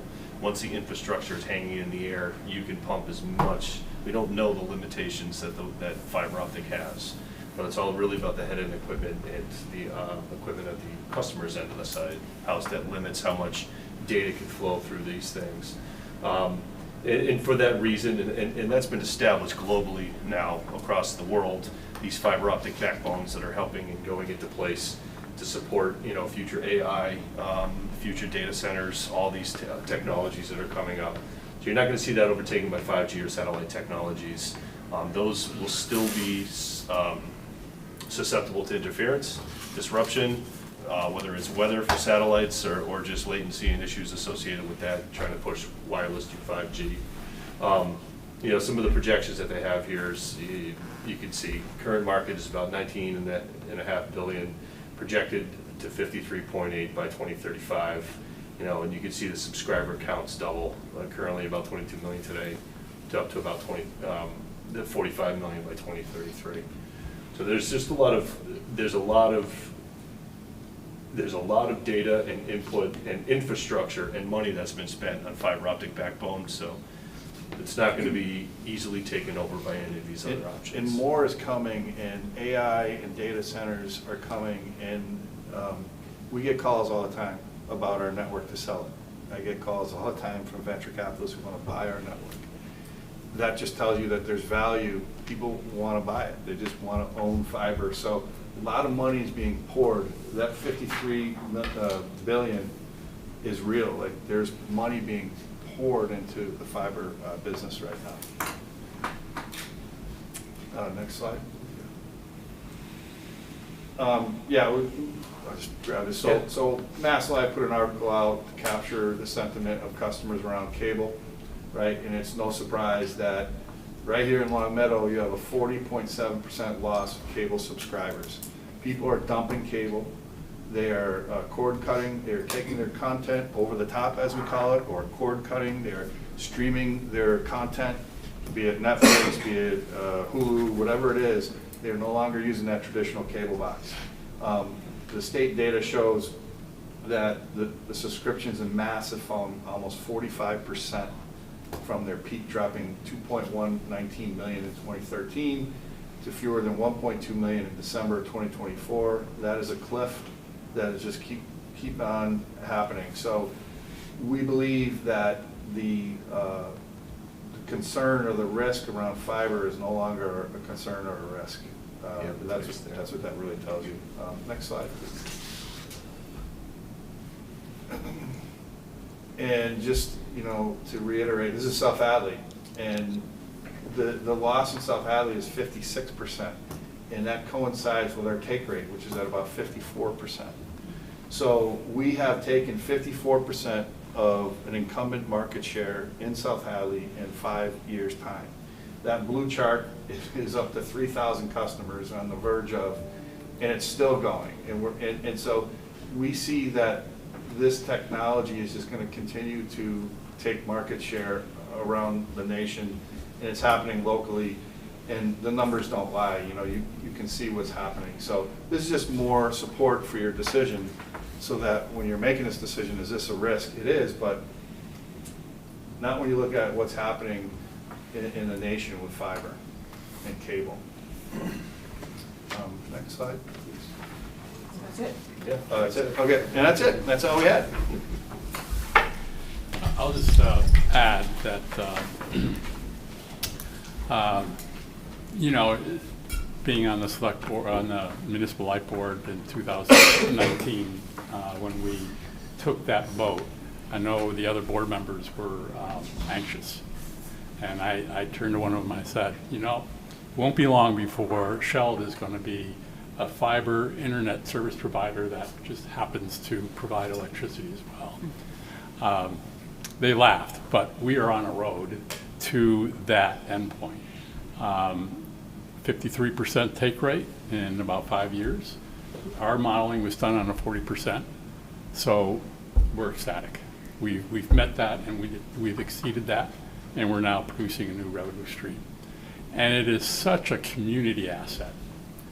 We had an outage that impacted some people, and somebody jumped on the South Hadley Granby community page and complained about service, Fiber Spring service. Well, the slew of comments that came back saying, we don't know what you're talking about. Our service is great. We love it. You can go back to Comcast if you want. There's just that community feeling that this is a real valuable asset in our town. And they are very satisfied. Our customer service reviews come back with very, very high rankings. So it is a community asset. And it's going to be an asset for a very long time.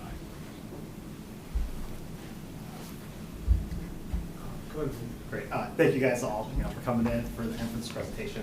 I just had a few things that I just kind of wanted to highlight and just kind of maybe just to add some of the context that the task force can provide as well through our work. If we could, Peggy, if we can go back to slide 9, the financial slide, because I just wanted to kind of highlight some things on that slide just to make it really clear for our residents. Here.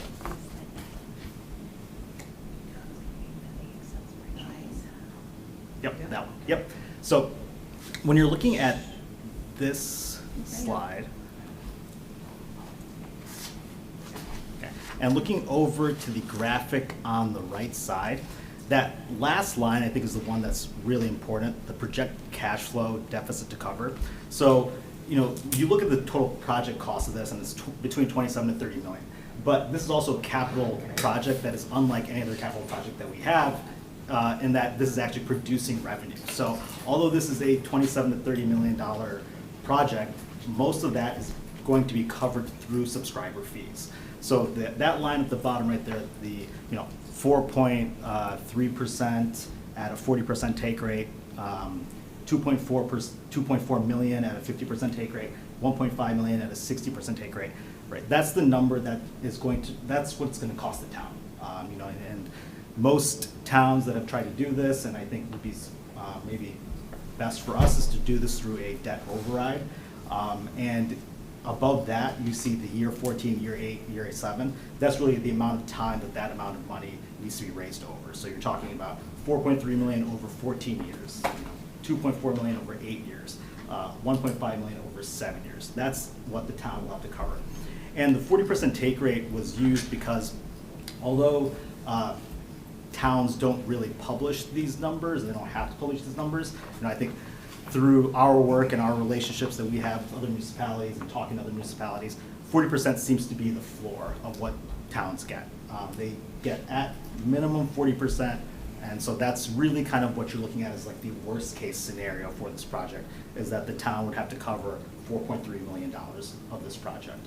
And then I think the other unique part about what makes this project much different than other capital projects is that we are offering our residents an opportunity to take a monthly bill that they already have, that everyone already pays a monthly internet bill, and to replace that bill with something that's most likely going to be much cheaper for them. And so when we're talking about reducing costs or making it more affordable to live in Long Meadow, like this is a way to make it more affordable to live in Long Meadow in the long run. It's because we're actually lowering a family's monthly budget through doing this. And so that also makes this very unique. And then, on top of it, you're giving folks a lower internet a lower monthly internet bill, and providing a much better product and much better service on top of that.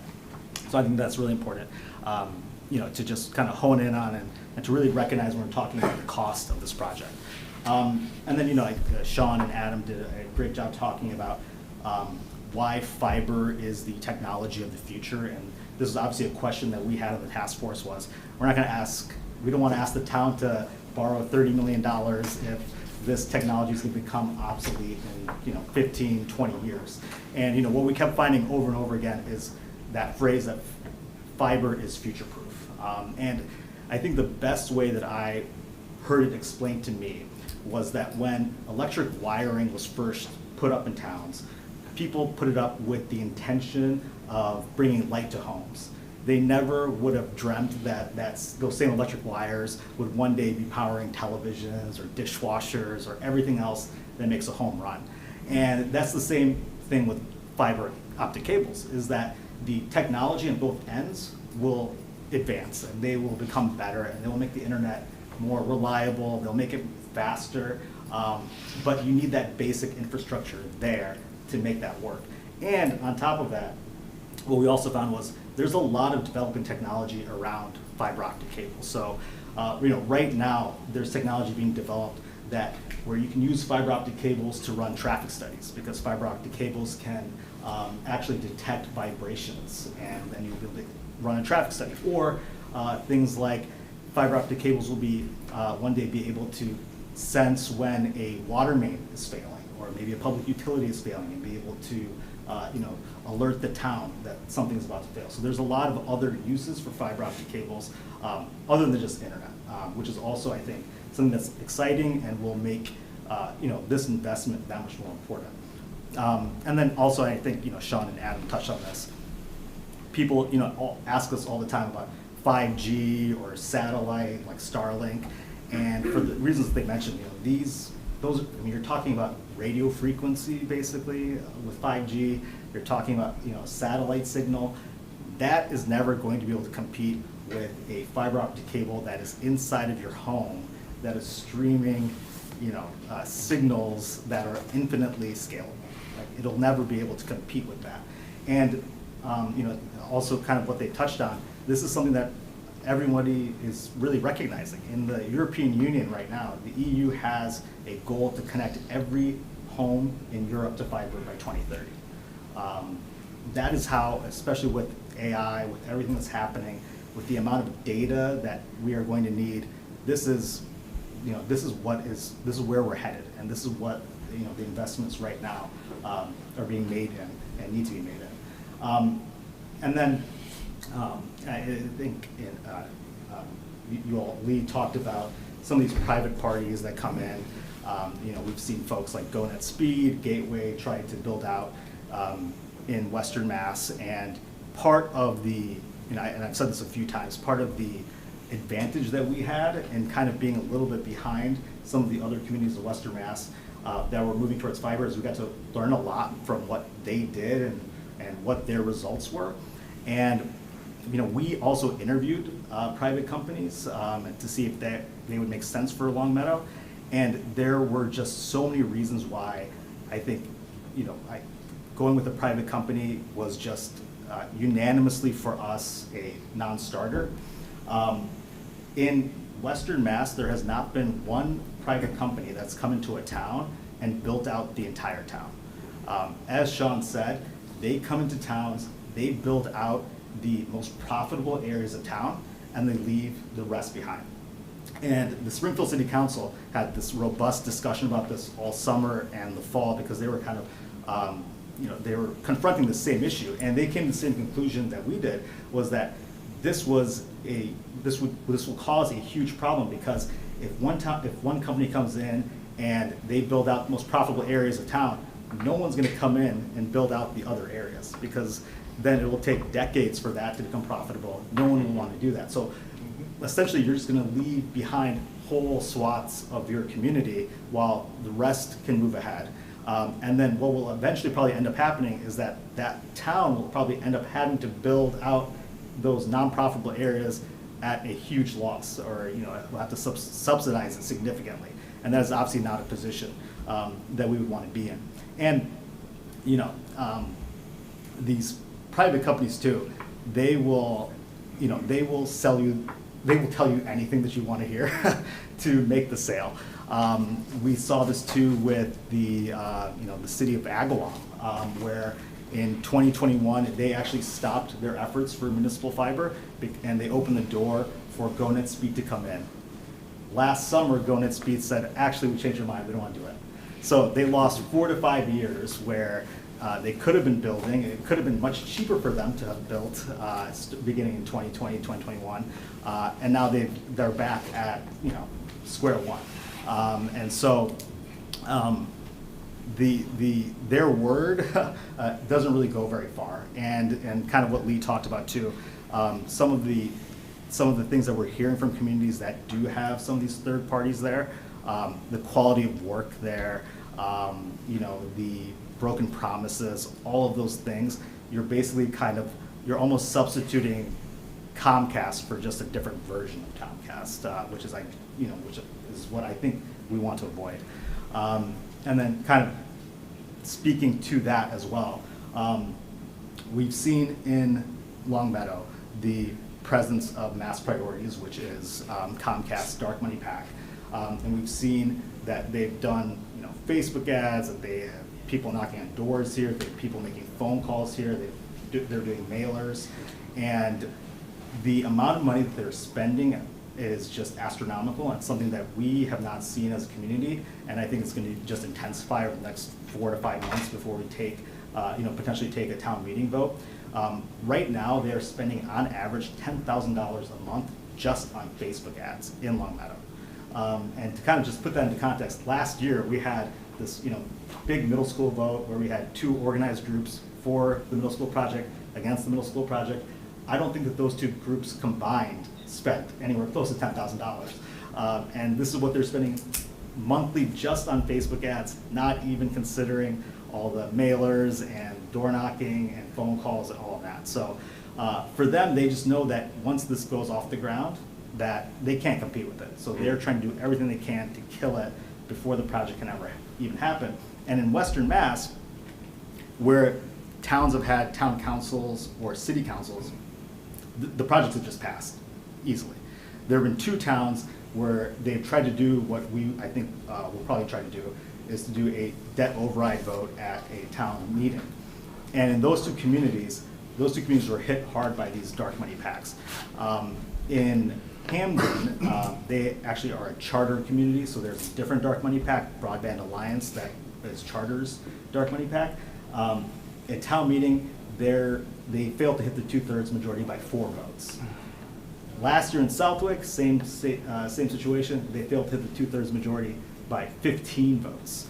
And they use the same kind of tactics that we're seeing in Longmeadow, which is just the theoretical framework of misinformation, where you try to attack the institution's credibility, and then also couple that with fear mongering. And we see that in the ads that they're running here, where they say, if the town can't open Bliss Pool in time, how could they run a fiber network? And at the same time, they're running ads that say, if you vote for this, then you're not going to get money for schools, you're not going to get money for roads, you're not going to get money for public safety. So we're seeing them just use the same tactics, and it's worked for them in Western Mass. So that's why they're deploying it here, and I'm sure we're just going to see that just ginned up completely over the next few months.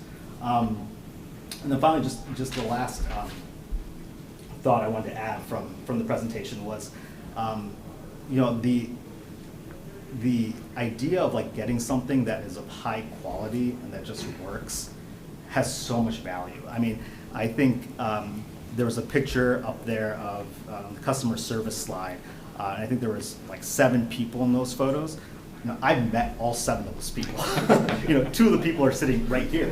And that's just the difference, is that when you make a phone call, you're not going to be talking to a bot. You're not going to be pulling your hair out, trying to figure out, what's wrong, why your internet price just increased randomly this month.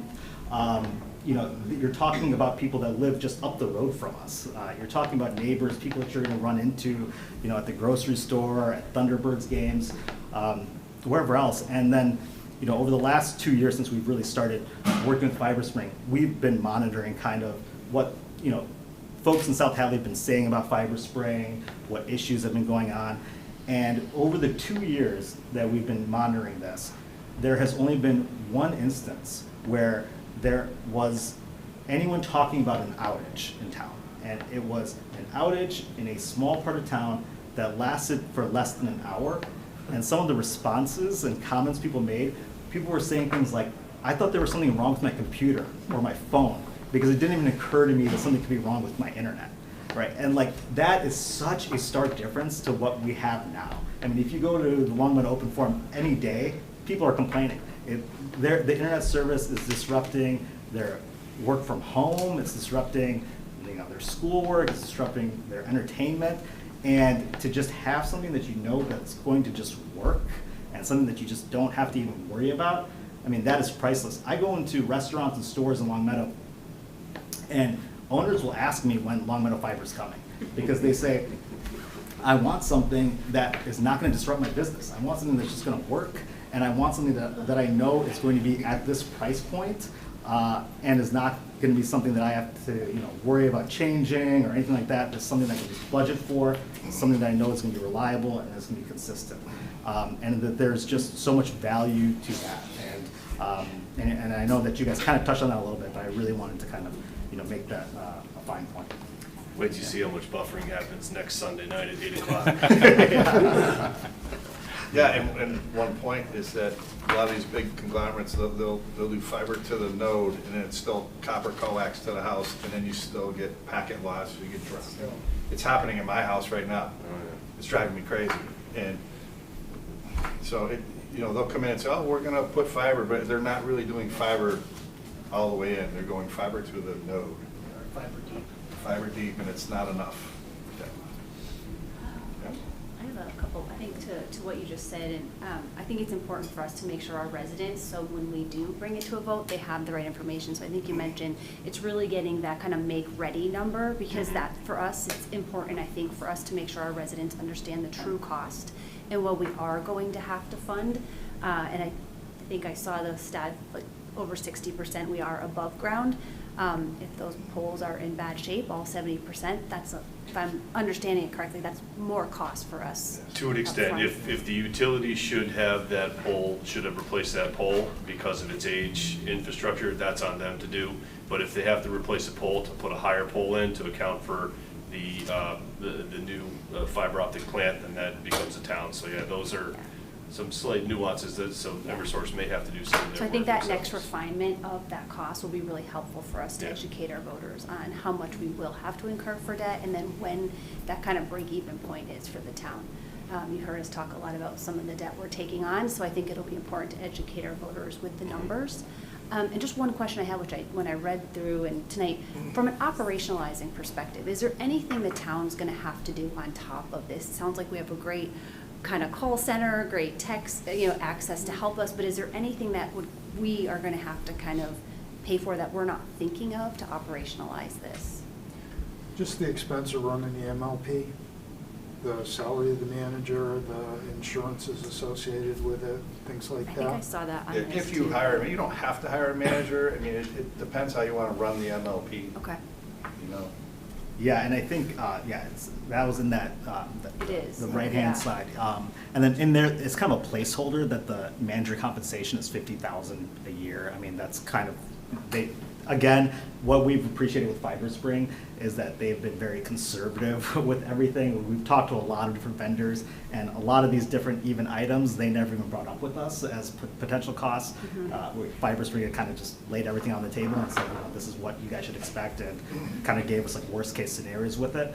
I think there are different ways to do this with the manager compensation. I think that, we're paying for, what we're paying Fiber Spring for is a lot of what an MLP manager would do already. So I think on the town side, it would be somebody like maybe Lynn or maybe Mike that would just kind of be more so like overseeing this, you know, maybe just like overseeing any kind of like intake, like communications coming into the town about it, things like that. But for the most part, the MLP board and Fiber Spring will be handling most of what, you know, is required to run it. It's like from a, I'm thinking like from a billing perspective, because we would now be billing our residents, right? Would we tack on? No, we would do that for you. Okay, so that's why I couldn't Yeah, figure so, that so, out. let me just, so really, it's turnkey. We do almost everything, right? Okay. What we're talking about is, for example, we do the town of Leverett and we do the town of Shutesbury, and we'll be on the phone with the Shutesbury MLP manager just to, you know, if there's issues or if there's insurance questions or, you know, basic stuff that I think your town administration is pretty sophisticated, they can handle here. But I will answer it this way. You don't need to have an MLP manager. It's nice to have if you had someone part-time.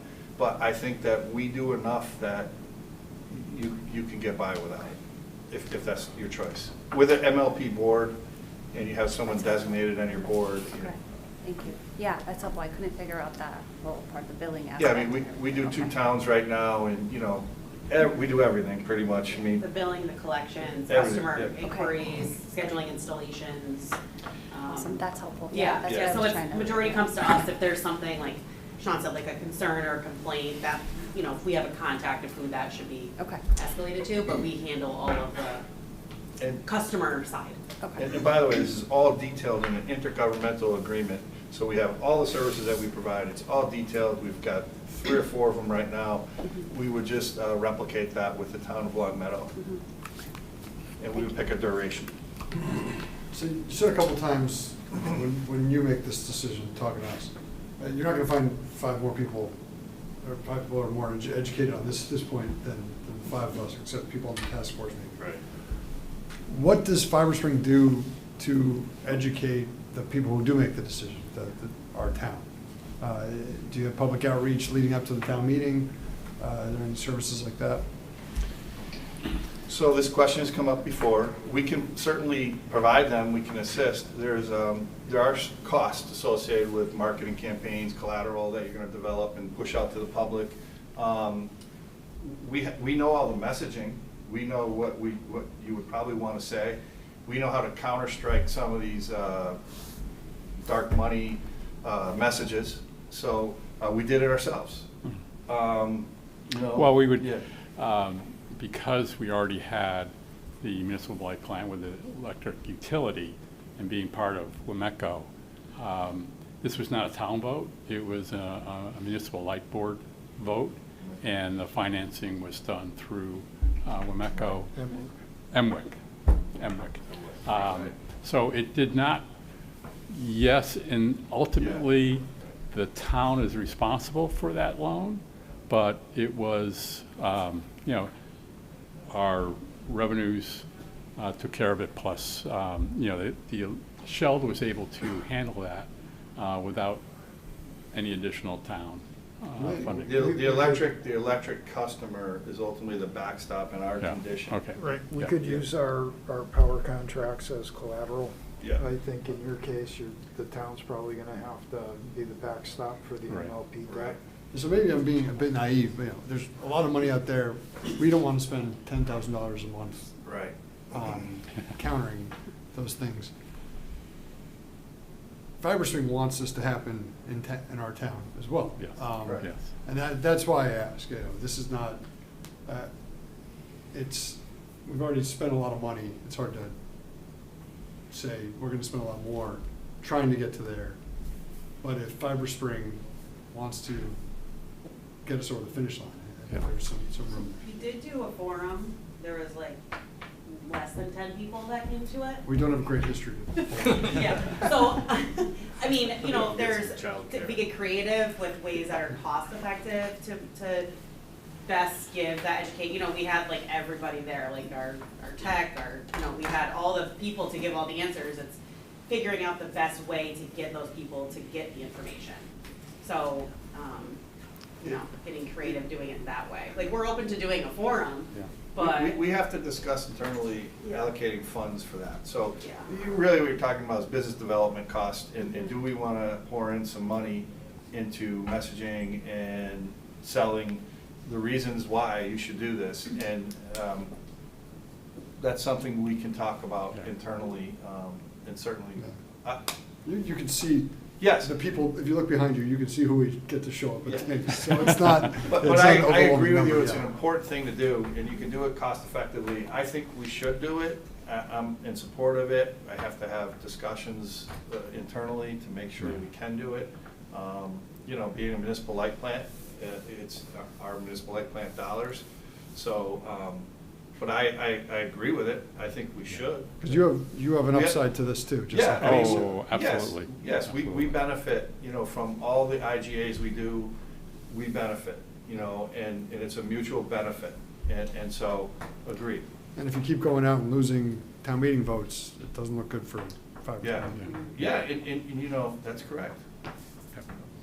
Yeah, and I think and also I think just so our residents really understand what they're voting yes or no for. I think having that data, the numbers, the information, what they're going to get, that's helpful That's for right. us because then, you know, when the decision is made, we can say, hey, remember, we talked about, I think having the information, we all just talked a lot about misinformation out there. So the more information that can speak to vast majorities of people, whether it's not, you're a numbers person and you need to see the finances behind it, whether you're a service person and you need to understand your great customer service scores. I think there's multiple, you know, data points we can provide to our residents that can help educate them on what their vote means. So I think that's what would be helpful for us because I think you've seen this successfully get implemented in towns and not, and then what's working well and what's not. So helping us to educate our residents on what they're voting on, I think that would be really powerful and very helpful.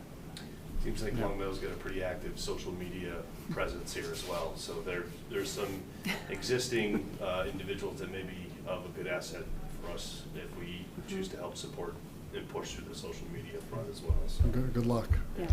I do think that this educational aspect is by far the most effective way to go. I mean, I think people know when people are trying to sell them something, and I think that, I think your presentation was excellent. I appreciate, I don't think you're sugarcoating things. This was a very important meeting for me personally because, for a year I wasn't really sure exactly what these figures were going to show.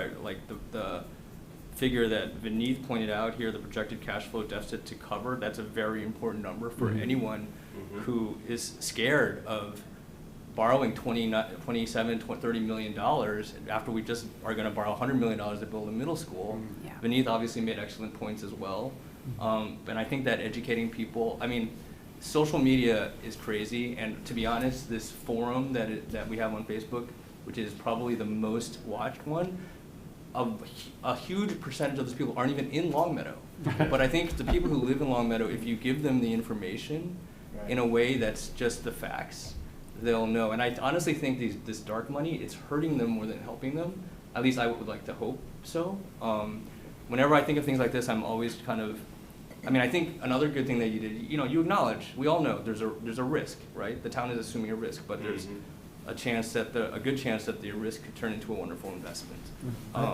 So when I think about pitfalls and things, whenever we make important decisions like this, one question I had was something that's come up in my field in medicine, but all over all different aspects of businesses and in the economy is like private equity, for example, or some corporate entity buying you, because you've already mentioned that it's an attractive asset. Right. So one question I had was, I know that as MLP we'll be in charge of a lot of things, but how could there be some pitfalls if you guys, because it's such a great deal, decide to sell the assets?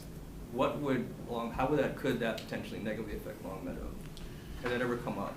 Well, I would answer it this way. Really, nothing can be done without the municipal light board, people like John, making that decision.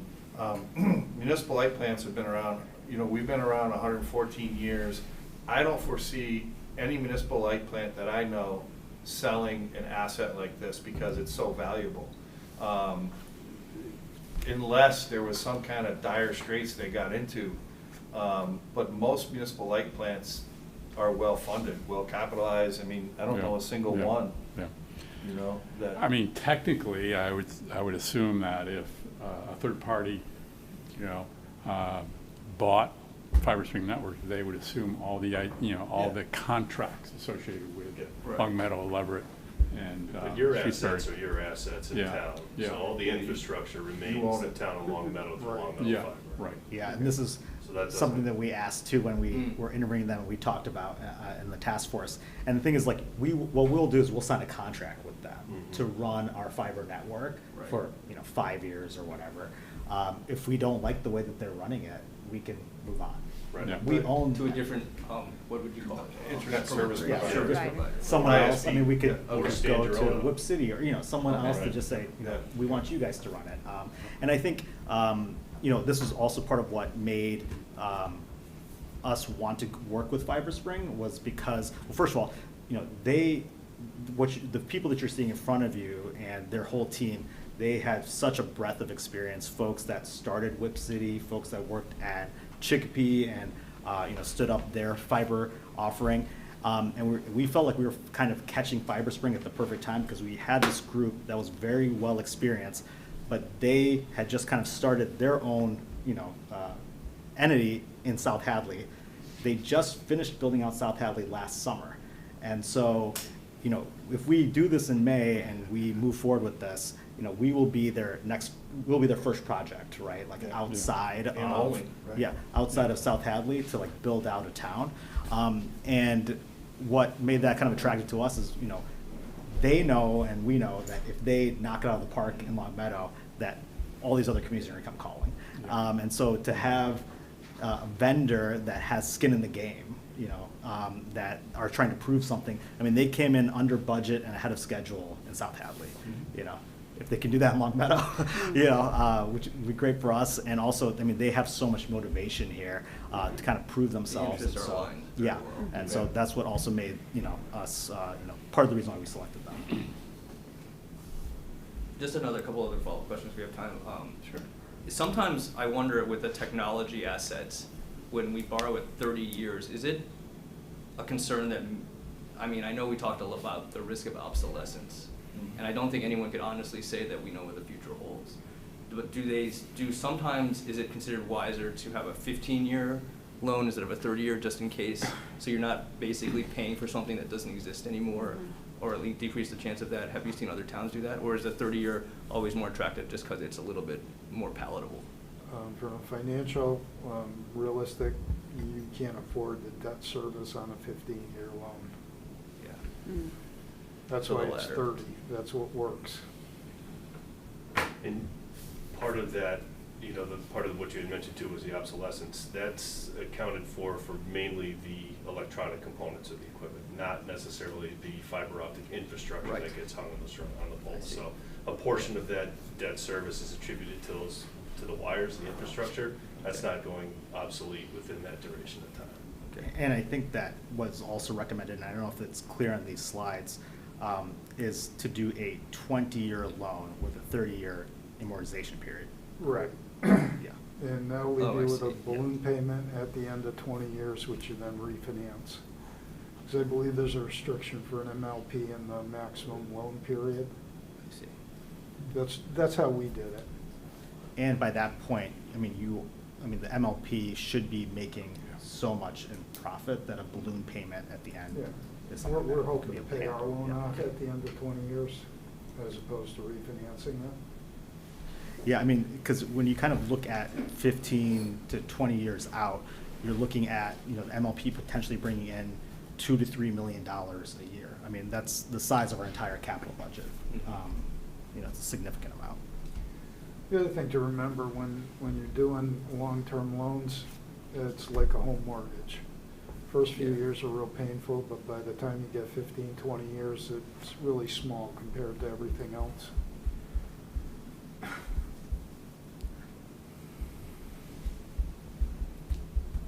How did we decide, so when we're talking about over 7, 8, 14 years, and we say now that it's $90 a month, how do we not accommodate for inflation in that time? Or did we? Like, it can't be 90, No. is it $90 for the it's- entire time for 14 It's all years? in today's dollars. Right, If so it's a we little, had- Basically, 14 years if is a long you were to time. use inflation, you'd inflate your revenues and you'd And your costs. inflate your expenses, but Okay. not your debt service. And when your debt service is, yeah, 80% of your cost, That number's gonna stay the same. So your revenue's probably gonna rise quicker than your expenses, and you're gonna be more profitable as time goes on. Okay. These are very conservative projections. We have yet to raise our rates. We started, 5 years ago, and people who are getting hooked up today are paying the same rate as the first person who got hooked up 5 years ago. And we have not seen an MLP in Western Mass increase. And it'll be up to us. Rates. as Yeah, the- yeah, it'll be up to you. You set the rates. Right. We're going to 2 gigs right now, and we're considering an increase with the 2 gigs, because it's an increase in value and service. Is it a choice or everyone does 2 gigs? In the whole Well, it's a network? choice that we're making to increase the bandwidth that we're providing. We're going from 1 gig to 2 gigs, called XGPON, which is what you're getting out of the gate. And we're likely to increase our service fee once we implement that technology. The customers can pick, they don't have to. They have a choice, they can They take can it. stay where they are. Or they can stay where they are.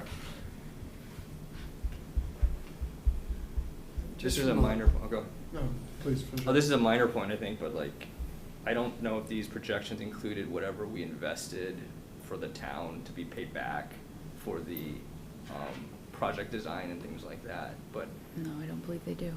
they do not. I don't believe Right, so. So when we make our pitch, basically, I think, just to make sure everyone knows everything, it's important to kind of include that for the loan. Yeah, the 490,000. Is that right? Yeah. When you are on the ground in South Hadley, do you hear from people who are not using Fiber Spring, who are upset they're subsidizing the 55% who are on the payments?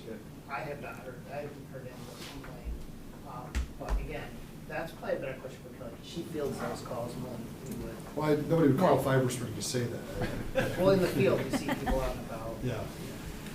Well, but we're getting revenue from our subscribers that cover our costs. Well, I understand, but The others aren't funding at it. the beginning, that's not happening. Well, no, in our situation, we got a pull loan from MWEC, get that right? And so the utility is paying back that loan, and we're now at the point where the income from our subscribers is covering that cost. When we That first, sounds nice, but that's not gonna be our case, I guess. when we first started out, we had a pool of electric dollars that we borrowed from to build. Once we Yeah. got to a certain point, we went out and we took a loan against it. That loan then allowed us to repay those electric dollars and put them back in. And the rest of the project was funded with that loan. That's right. You don't. We don't have that. You don't have No, that. so you need that pool of money as startup. And as the. Which we are relying on every resident. Yes. Well, Yes. I could answer this way, that you're building a utility, and people view the internet now as a utility. And the one thing that they vote for across the country, hands down, almost every time, is this. It's weird. They'll vote down a lot of things, but typically not fiber, because the internet is so important to them. We've seen most towns, the only one that struck me as odd was Hamden. We got called into Hamden late in the game. They were originally with Whip City Fiber. They weren't with us. They took a vote to change to us, but that vote that they lost, I think by 4, was really, there was zero effort, and they also have an incumbent over there who's promising that they're gonna go fiber, and I think someone should check on that and see where they really are right now. But those things are gonna exist. We're gonna have to deal with those. It's a difficult first hurdle, but most people do vote for. In communities like South Hadley, they wanted it. The appetite is huge. I sense it's the same thing here. I sense the appetite for the fiber is huge. I don't wanna, and this board knows this. Yeah. I'm sure it's not, education's great. You have to, especially in a town meeting form of government. Yeah. You have to get people there. Yeah. And you have to get them excited about it. It's not just, all Yeah. right, well, if I show up, I'll show up. Yeah. You have to, there has to be a concerted effort to push people to be in that room. And I don't know what we anticipate, but our town meeting vote, I think we had 1,800 people there, and it was more than we've had since I've been in town and in recent memory. If you just have the same people who show up to a town meeting every time, this will not pass. You need to get new people there. And that's part the task force job, but I do think it's really something that if you want this to pass, it needs to be a team effort. A partnership, I can't emphasize that more. I mean, this is a 2/3 vote that's required, I assume. So this is an uphill. I'm going to be honest with you. I think that this is going to be an uphill climb. I think that there's a lot of wonderful reasons to consider doing this, but when you ask people around town, there are certainly people who will complain about Comcast, but there's also people, from my experience, that think it's fine.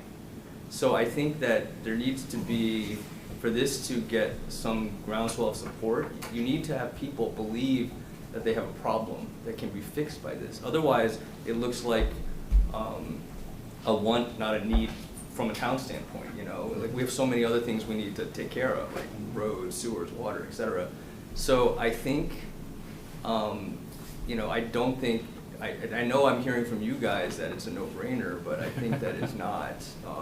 I was you're at talking your about our town vote. meeting. I remember when they voted for the engineering, and I saw the line against and the line for, and I agree with you. We can do some messaging. We can create something that we think is powerful, that we can provide to you.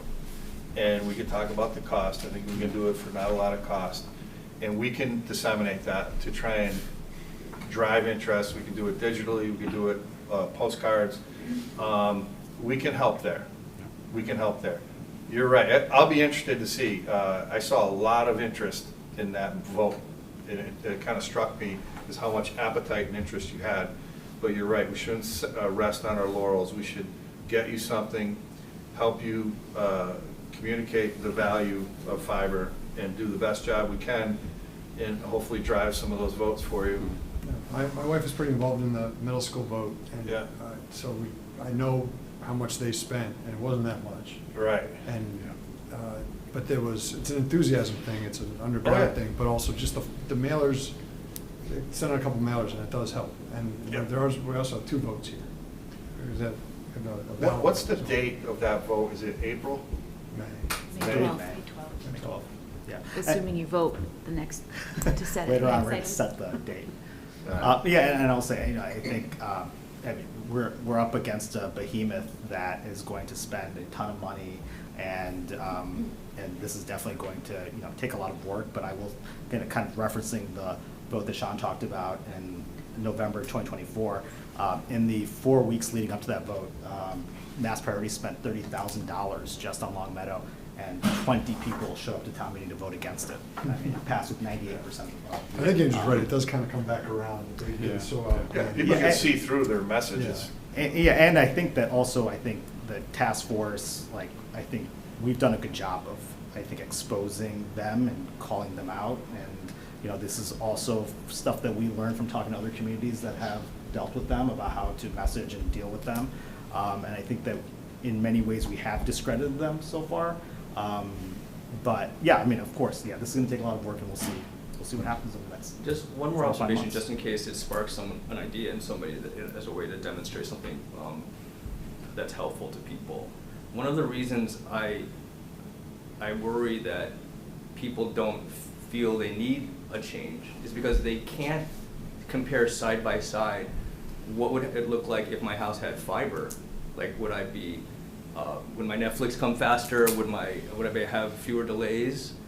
And to what extent versus what they have now? Their status quo, they've, you know, they're fine with. People don't like change in general. So I don't, like, there's no way for most of our residents to personally know how fast fiber would be.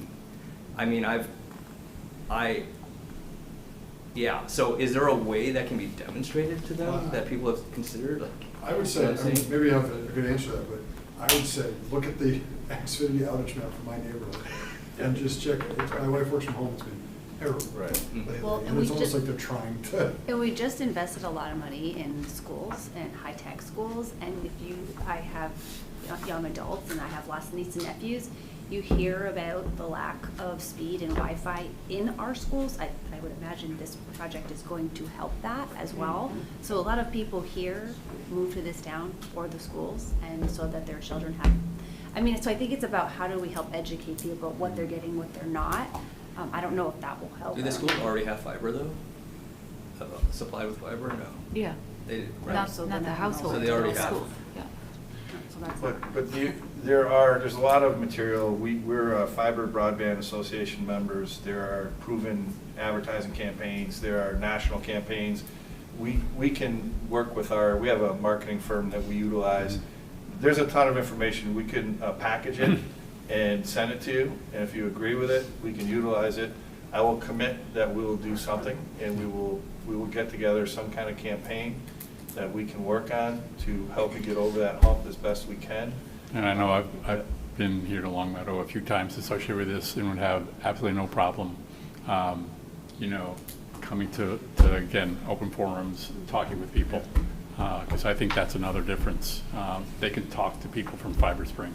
It's very hard for them to talk to people from other, providers. But you need collateral. You need postcards, you need Yeah. digital postcards, you need, things that you can send out, and we can get that for you. Some of these ideas are really good for us to know Yeah. what's important for, the target. We've been on the receiving end of these attacks from a big company in the beginning, in the early stages, we know.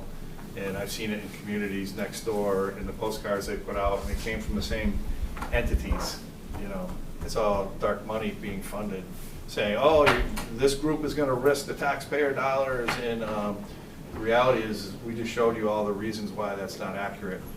But we can package that. We'll get that package for you. These are great inputs from you, and we will help you, at a minimum, get some messaging out there. Great. Do you have anything? Okay. All right, fantastic. Thank you so much. All right, thank you. Thank you. Have a good night. Paperwork in your office. See you later. All right. Home stretch. Anything on correspondence from Xfinity? All right, town manager report? Let me just pull that up.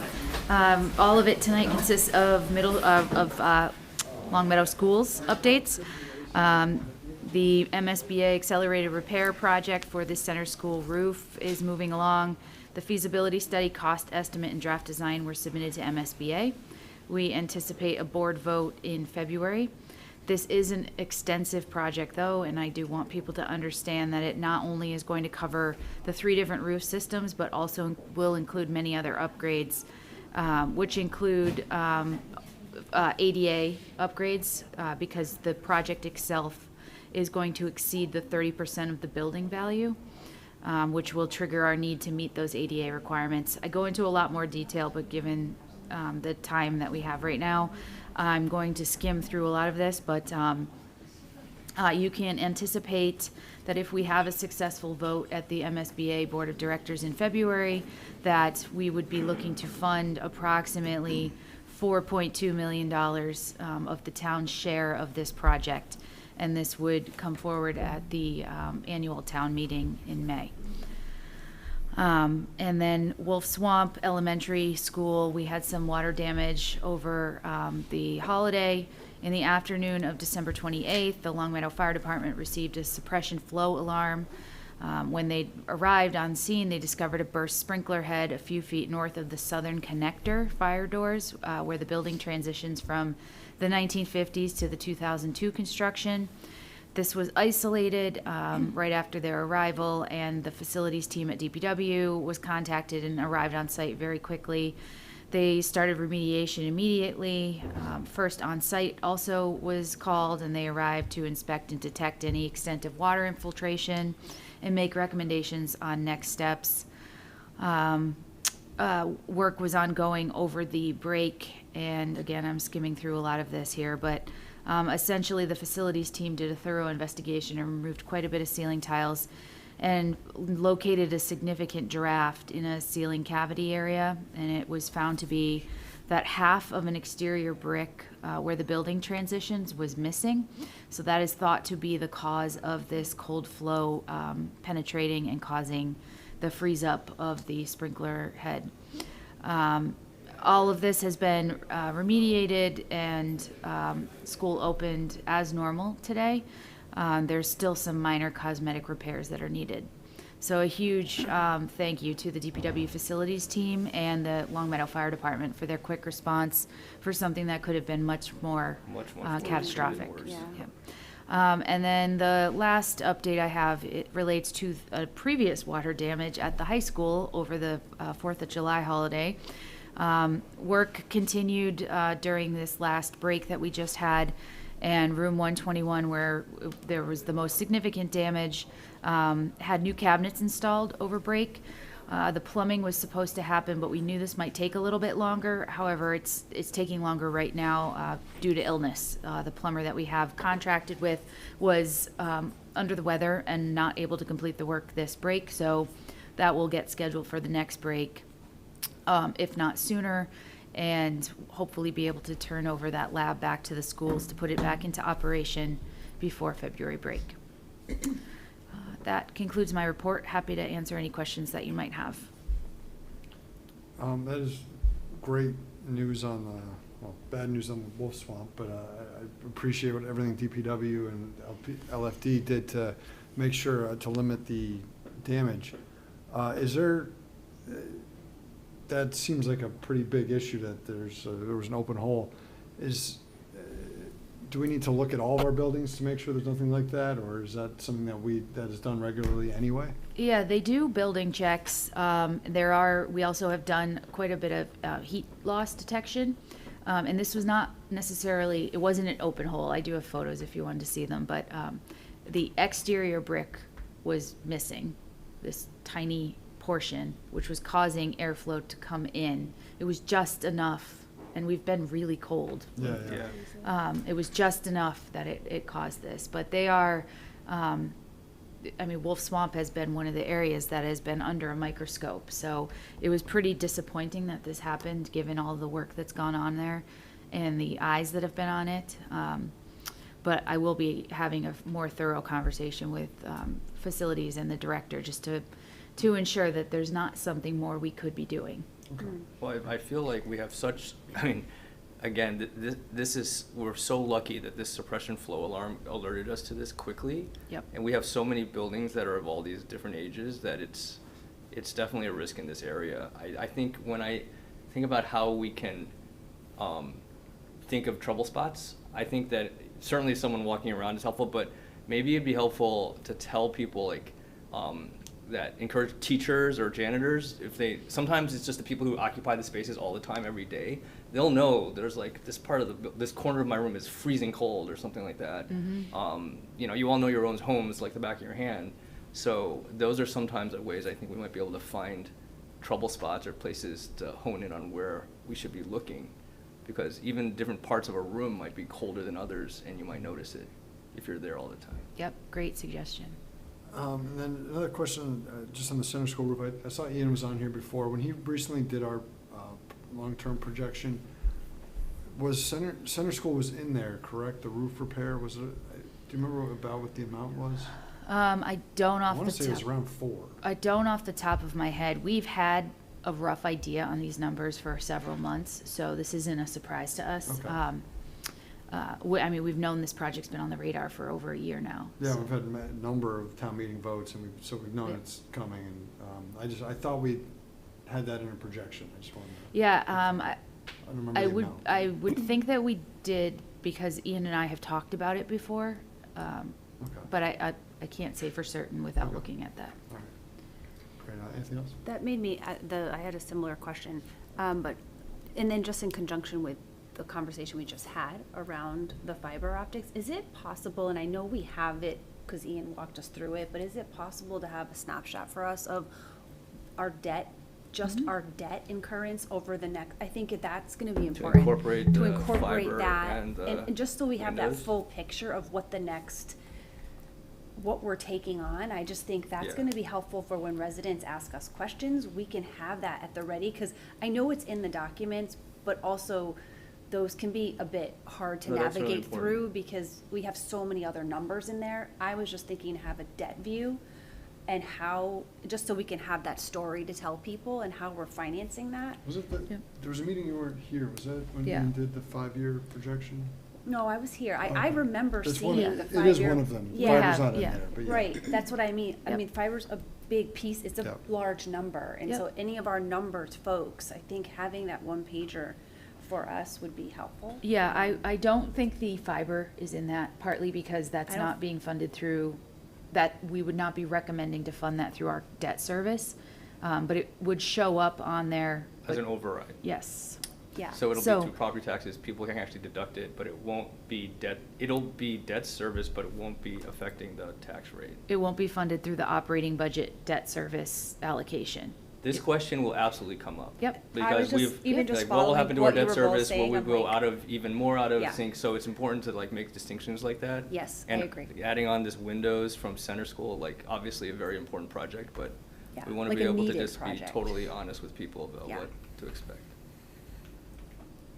Yep. Thank you. Anybody else? No? Okay.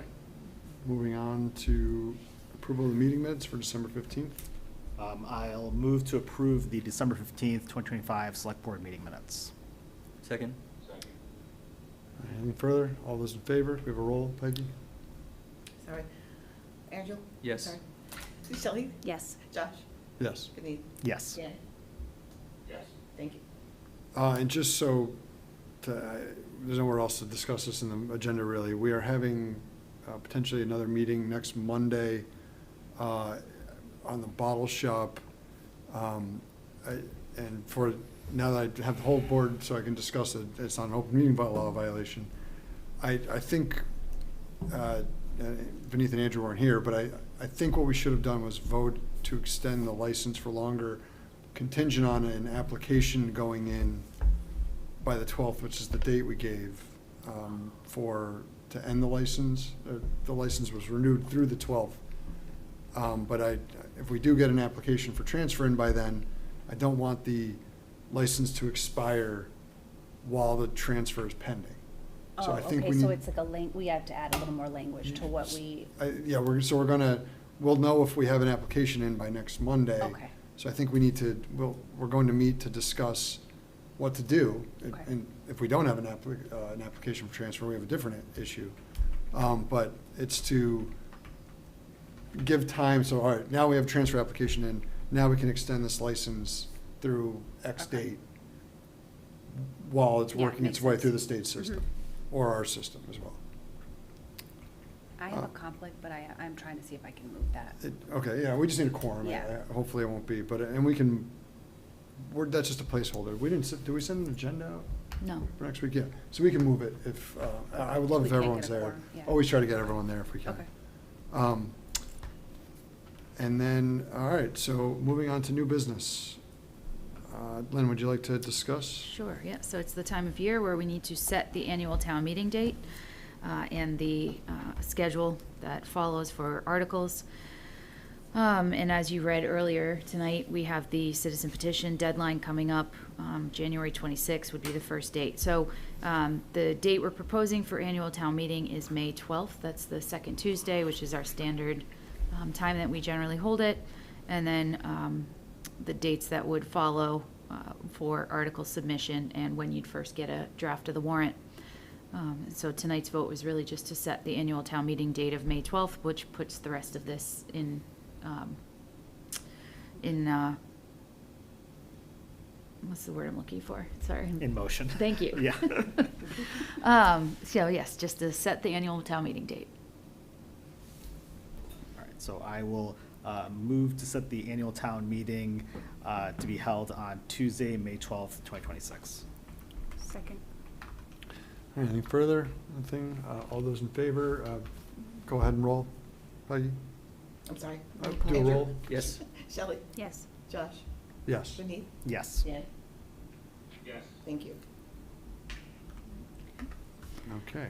And then following this is the vote to set the annual town election date, which is actually prescribed pretty much by when you set your annual town meeting date. So this is June 2nd. I will move to set the annual town election for Tuesday, June 2nd, 2026. Second. Andrew? Yes. Shelley? Yes. Josh? Yes. Vineet? Yes. Dan? Yes. Thank you. And with that, nomination papers will be available tomorrow. Who's up this time? Yeah, I was gonna ask who's up. Me. Just you? Just me. Great. Okay. I would entertain a motion to adjourn. So moved. Second. Second. All right. Andrew? Yes. Shelley? Yes. Josh? Yes. Vineet? Yes. And Dan? Good night.